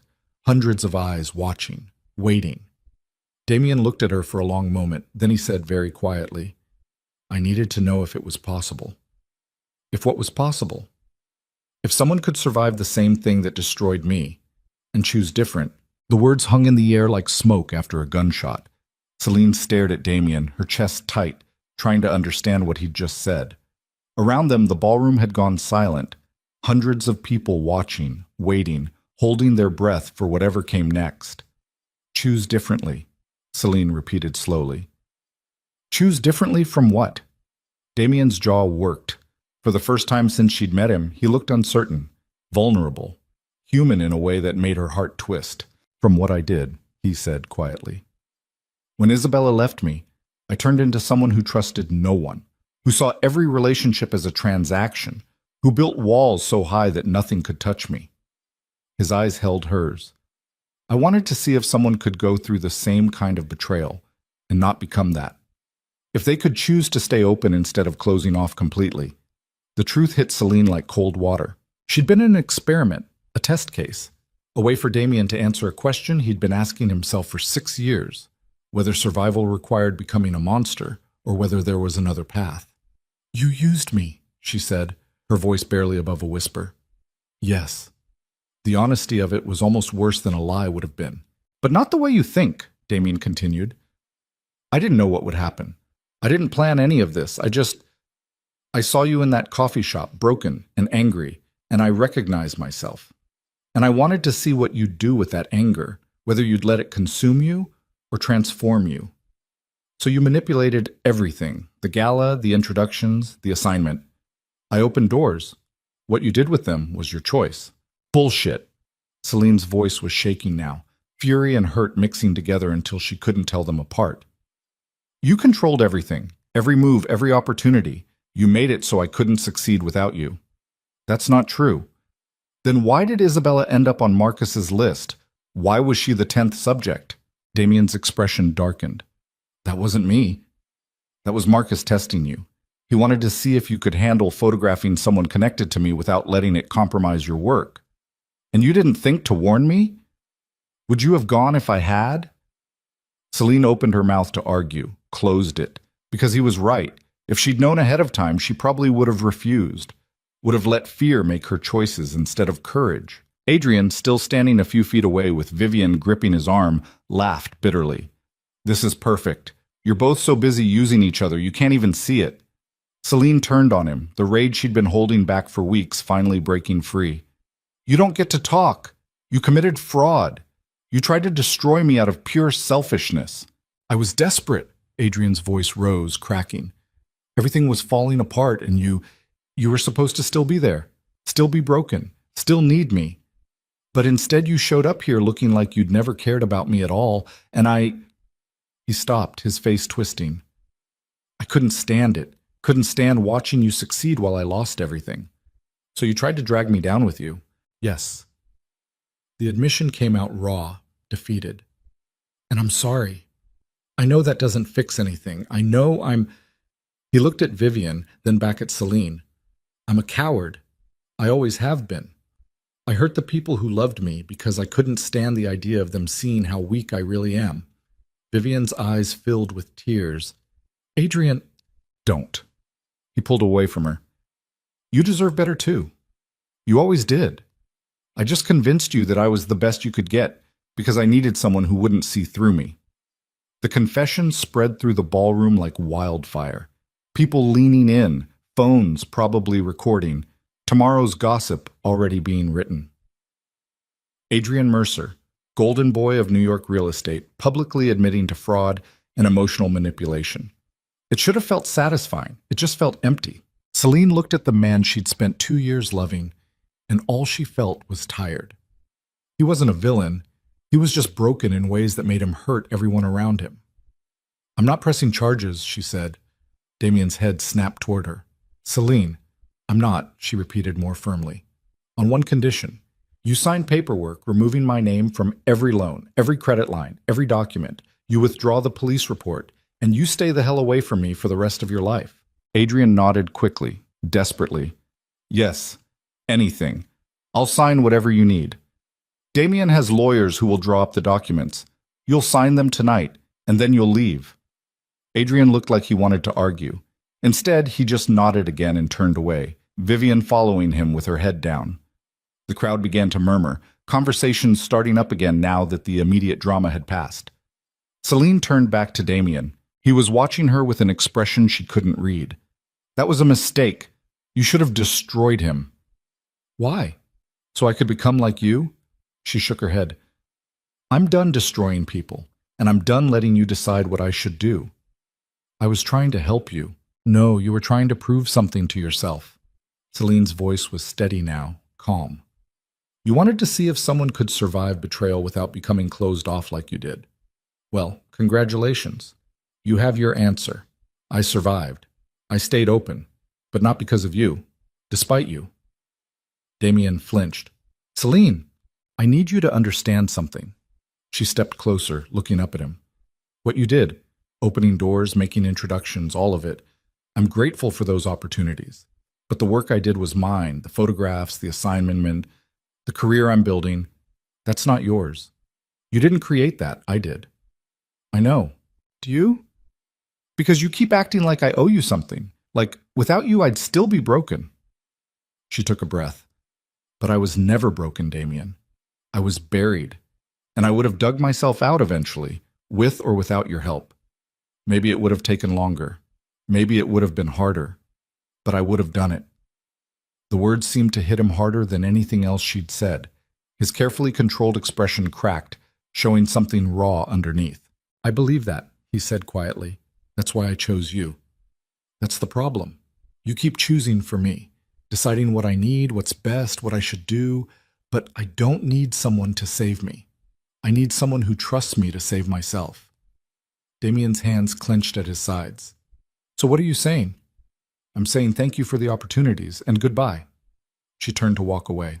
His hand caught her wrist. Wait. Celine stopped but didn't turn around. Let go. Not yet. His grip was gentle, not restraining. You asked me earlier what I wanted from you, what this was all for. You answered. You wanted to see if someone could choose differently than you did. That's part of it, but not all of it. His voice was rough now, stripped of its usual control. I also wanted to see if I could choose differently this time. Celine turned slowly to face him. Damien's expression was open in a way she'd never seen before. No walls, no calculation, just raw honesty that looked like it cost him everything to show. 6 years ago, when Isabella left, I decided that caring about people was weakness, that trust was stupidity, that the only way to survive was to stay closed off and in control. He took a breath. And it worked. I rebuilt my company, made myself powerful, made sure no one could hurt me again. But I also made sure no one could reach me. And I've been alone ever since. Then why didn't you just go to therapy like a normal person? Celine's voice was sharp, cutting. Why drag me into whatever emotional experiment you were running? Because I didn't know I was running it until you called me out on it. His laugh was bitter. I told myself I was helping you, that I was being generous. But you're right. I was using you to answer questions about myself. And that was wrong. Celine's throat tightened. So what now? You apologize and expect me to forgive you? No, I expect you to walk away because that's what I deserve. Damien's eyes held hers. But before you do, I want you to know something. The doors I opened, the opportunities I gave you, those were real. Not because I'm a good person, but because I genuinely believe you're talented, possibly brilliant. And whether or not you ever speak to me again, I'm going to make sure those doors stay open. I know you don't need me. You just proved that. He released her wrist. But I'm going to do it anyway. Not because I expect anything in return, but because watching you transform yourself from someone broken into someone unstoppable was the most remarkable thing I've witnessed in years. And you deserve every success that comes from it. Celine stared at him, trying to find the manipulation in his words, the hidden angle, the transaction he was really proposing. But all she saw was a man who'd built his entire life around control finally admitting he had none. I'm still leaving, she said. I know. And I don't know if I can ever trust you again. I understand. But she hesitated. If you're serious about choosing differently this time, maybe start with being honest. Not just with me, with yourself. About what you actually want from your life instead of what you think you should want. Damien's mouth curved into something that might have been a smile. That sounds suspiciously like therapy advice. It is. You should try it sometime. This time his smile was real, if brief. Maybe I will. Celine stepped back, putting distance between them. Goodbye, Damien. Goodbye, Celine. She walked away then, through the silent ballroom, past the staring faces and whispered speculation. She didn't look back, didn't let herself hesitate. Because if she stopped moving, she might change her mind. And she needed to do this. Needed to prove to herself that she could walk away from someone who'd offered her the world, even if that world came with strings attached. The cold night air hit her face as she stepped outside. Manhattan stretched out around her, millions of lights, millions of stories, millions of people fighting their own battles. She pulled out her phone and called a car. While she waited, she checked her messages. 3 texts from Marcus, all sent within the last hour. The issue goes to print next week. Your work is going to change lives. I just got a call from National Geographic. They want to talk to you about a potential assignment. You're going to be fine, Celine. Better than fine. She read them twice, letting the reality sink in. Her career was back. Not because Damien had handed it to her, but because she'd done the work. Captured the truth. Proven she had something to say that people needed to hear. Everything else, Adrian's betrayal, Damien's manipulation, all the pain and chaos, had just been noise. The work was what mattered. The car pulled up. Celine slid into the back seat and gave the driver her address. As they pulled away from the Blackwell, she looked back one last time. Through the lit windows, she could see the gala continuing. People dancing, drinking, pretending their lives were perfect while hiding their private disasters. 6 weeks ago, she'd walked into that room terrified and broken. Tonight, she'd walked out whole. Not because she'd won some battle or gotten revenge on everyone who'd hurt her, but because she'd finally understood something Damien had tried to teach her, even if he'd gone about it the wrong way. Her worth had never been something other people had the authority to decide. 3 months later, Celine stood in a Brooklyn gallery surrounded by her work. The March issue of Lens and Light had hit newsstands 2 weeks ago with her feature on the cover. The response had been immediate and overwhelming. Media interviews, assignment offers, collectors fighting over the limited edition prints. Marcus had been right. The work was changing lives. But tonight wasn't about that feature. Tonight was her own exhibition. 20 new portraits shot over the past 2 months, exploring the theme of transformation through crisis. Some of the subjects were familiar: Jordan Price, Elena Reyes, Maya Sullivan. Others were new. Women she'd met through the magazine work, through random encounters, through the strange networks that formed when you started looking for stories of survival. And hanging in the center of the gallery, larger than all the others, was a self-portrait. Celine had shot it in her apartment on a Sunday morning, natural light streaming through the windows, her camera on a timer. She wasn't smiling, wasn't performing, just standing there in jeans and a t-shirt, looking directly at the lens with an expression that held everything: the pain, the anger, the exhaustion, the stubborn refusal to stay down. She'd titled it, "Still Standing." "It's extraordinary," a voice said behind her. Celine turned to find her mother standing there, dressed elegantly as always, but with tears in her eyes. "Mom!" Celine's throat tightened. She hadn't been sure her mother would come.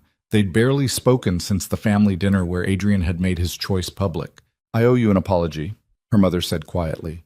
"I spent so many years pushing you toward stability, toward the safe choices, that I made you think your art didn't matter. That you didn't matter unless you were attached to someone successful. You were trying to protect me. I was trying to control you, make you into a version of myself that I thought would be happy." Her mother's hand trembled as she reached out, then dropped. "But I was wrong, and I'm sorry." Celine felt something crack in her chest, years of resentment and hurt and desperate need for approval finally breaking open. "I forgive you," she said, and meant it. Her mother's face crumpled. "Thank you." They stood there in the crowded gallery, surrounded by strangers and art and the evidence of Celine's transformation. And for the first time in years, something between them felt honest. "Your father wanted to come too," her mother said after a moment, "but he wasn't sure you'd want to see him. Tell him to come to the next one." "There'll be a next one?" Celine smiled. "There'll be a lot of next ones." Her mother squeezed her hand and moved away to look at the other portraits. Celine walked through the gallery, listening to fragments of conversation, watching people engage with her work. A journalist from the Times was interviewing one of her subjects. A collector was negotiating with the gallery owner about purchasing a print. Critics she recognized from publications she'd read for years were studying the images with serious expressions. This was real. This was happening. She'd built this, from ruins and rage and refusal to stay small. "Celine Voss?" She turned to find a woman in her 60s extending a hand. Silver hair, sharp eyes, expensive suit. "Helen Park," the woman said. "I run the Park Foundation. We fund emerging artists through grants and residencies." Celine shook her hand. Nice to meet you. I've been following your work since the Lens and Light feature. You have a remarkable eye. Helen gestured at the exhibition. And this confirms it.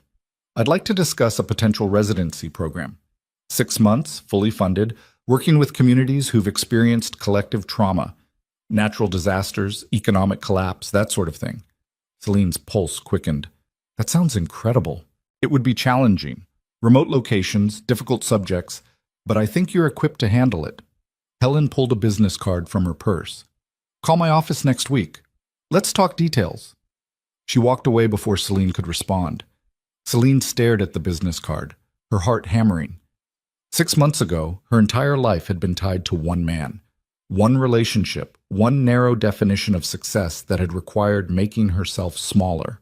Now she had opportunities coming from directions she'd never imagined. And every single one of them existed because she'd refused to stay buried. Congratulations. The voice made her turn. Damien stood a few feet away, hands in his pockets, looking uncomfortable in a way she'd never seen before. He wore a dark gray suit, no tie, his hair slightly disheveled like he'd been running his hands through it. Celine's stomach twisted. What are you doing here? I was invited. Your gallery sent an announcement to their mailing list. He gestured around the space. I won't stay if you don't want me here. She should tell him to leave, should maintain the boundary she'd set 3 months ago when she'd walked out of the Blackwell and told him goodbye. But part of her, the part that still didn't fully understand what had happened between them, wanted to hear what he had to say. You can stay, she said finally. But if you're here to take credit for any of this, I'm not. Damien looked at the self-portrait hanging behind her. That's all you. I can see it in every image.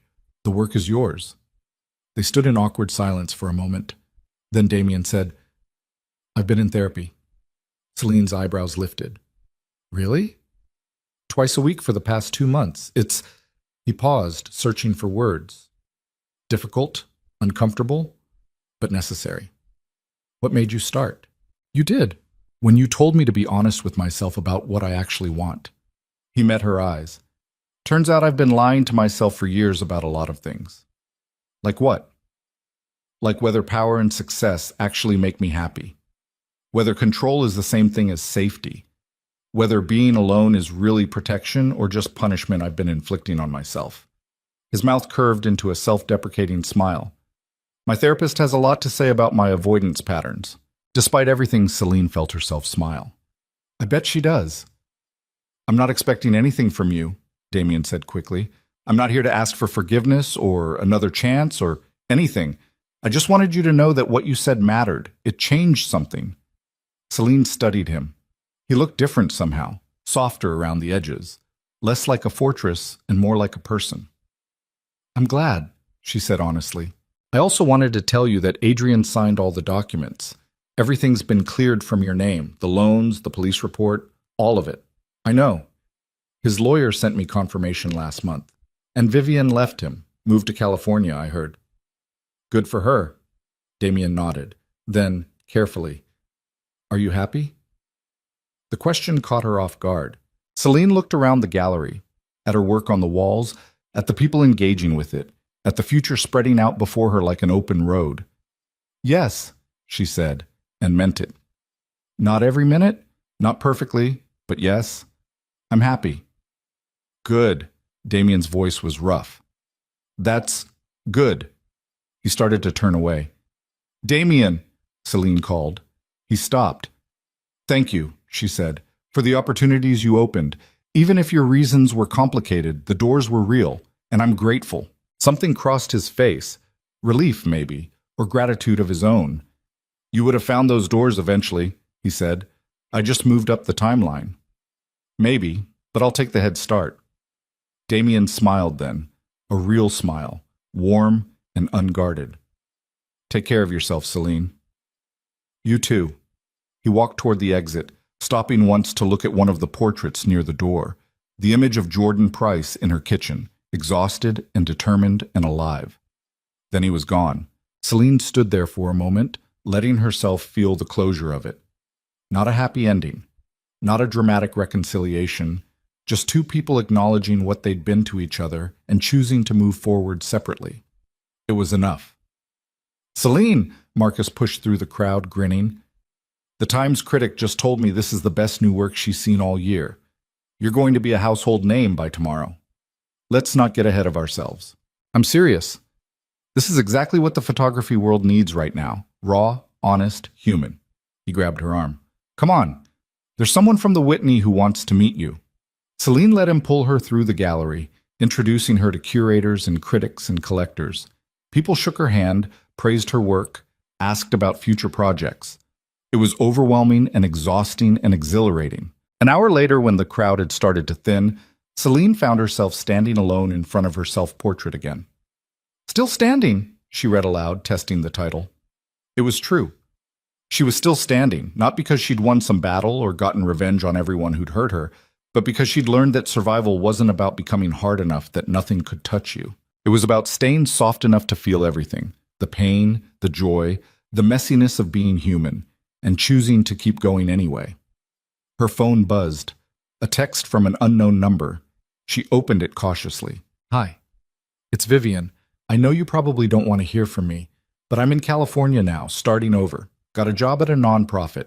Nothing glamorous, but it's honest work. I wanted to say thank you for the flash drive, for giving me a chance to do the right thing, and I'm sorry for all of it.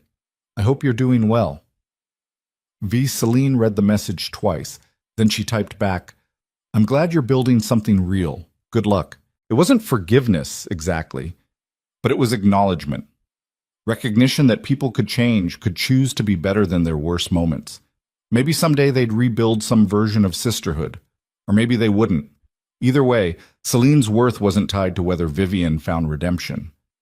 Her phone buzzed again. This time from a number she recognized. Isabella Chen. Saw the exhibition announcement. Can't make it tonight, but wanted to say congratulations. You did exactly what I hoped you would. Told the truth without letting it destroy you. Proud of you. Celine smiled and typed back, thank you for everything, for being brave enough to share your story. That's what we do, right? Survive and tell the truth about it. Good luck with everything, Celine. You're going to do remarkable things. Celine pocketed her phone and walked to the gallery windows. Outside, Brooklyn spread out in the darkness. Streetlights and car headlights, and the distant glow of Manhattan across the river. The city that had almost broken her. The city she'd learned to survive in. The city that was now hers in a way it had never been before. Someone touched her elbow. She turned to find the gallery owner smiling. We've sold 8 prints already, he said, and I have 3 museums asking about a traveling exhibition. This is incredible, Celine. Thank you for believing in the work. Thank you for creating it. He squeezed her shoulder and moved away to handle another customer. Celine stood there as the night deepened, watching her reflection in the gallery window overlay the city beyond it. 6 months ago, she'd been drowning, buried under other people's betrayals and her own mistakes. Now she was building something that belonged entirely to her, not because she'd become harder or colder or more ruthless, but because she'd learned that her worth was never something other people had the authority to decide. She was enough. She'd always been enough. She just hadn't known it until she'd lost everything and discovered that she could rebuild from nothing. The gallery lights dimmed slightly as the exhibition began to close for the night. The last few visitors filtered out, thanking her, praising her work, promising to follow her career. Celine walked through the space one more time, looking at each portrait, remembering the stories behind them. The women who'd survived and transformed, the ones who'd refused to let failure be the end of their stories. She was one of them now. Not a victim, not a survivor, just a woman who'd been knocked down and chosen to stand back up. And that choice, made every single day, in small moments and large ones, was the only victory that mattered. Celine grabbed her jacket and walked out into the Brooklyn night. The air was cold but not harsh. Spring was coming. She could feel it in the slight softening of the wind, the promise of warmth underneath the chill. She started walking toward the subway, no particular hurry, just moving through the city like she belonged there. Because she did. This was her city, her life, her story. And she was just getting started.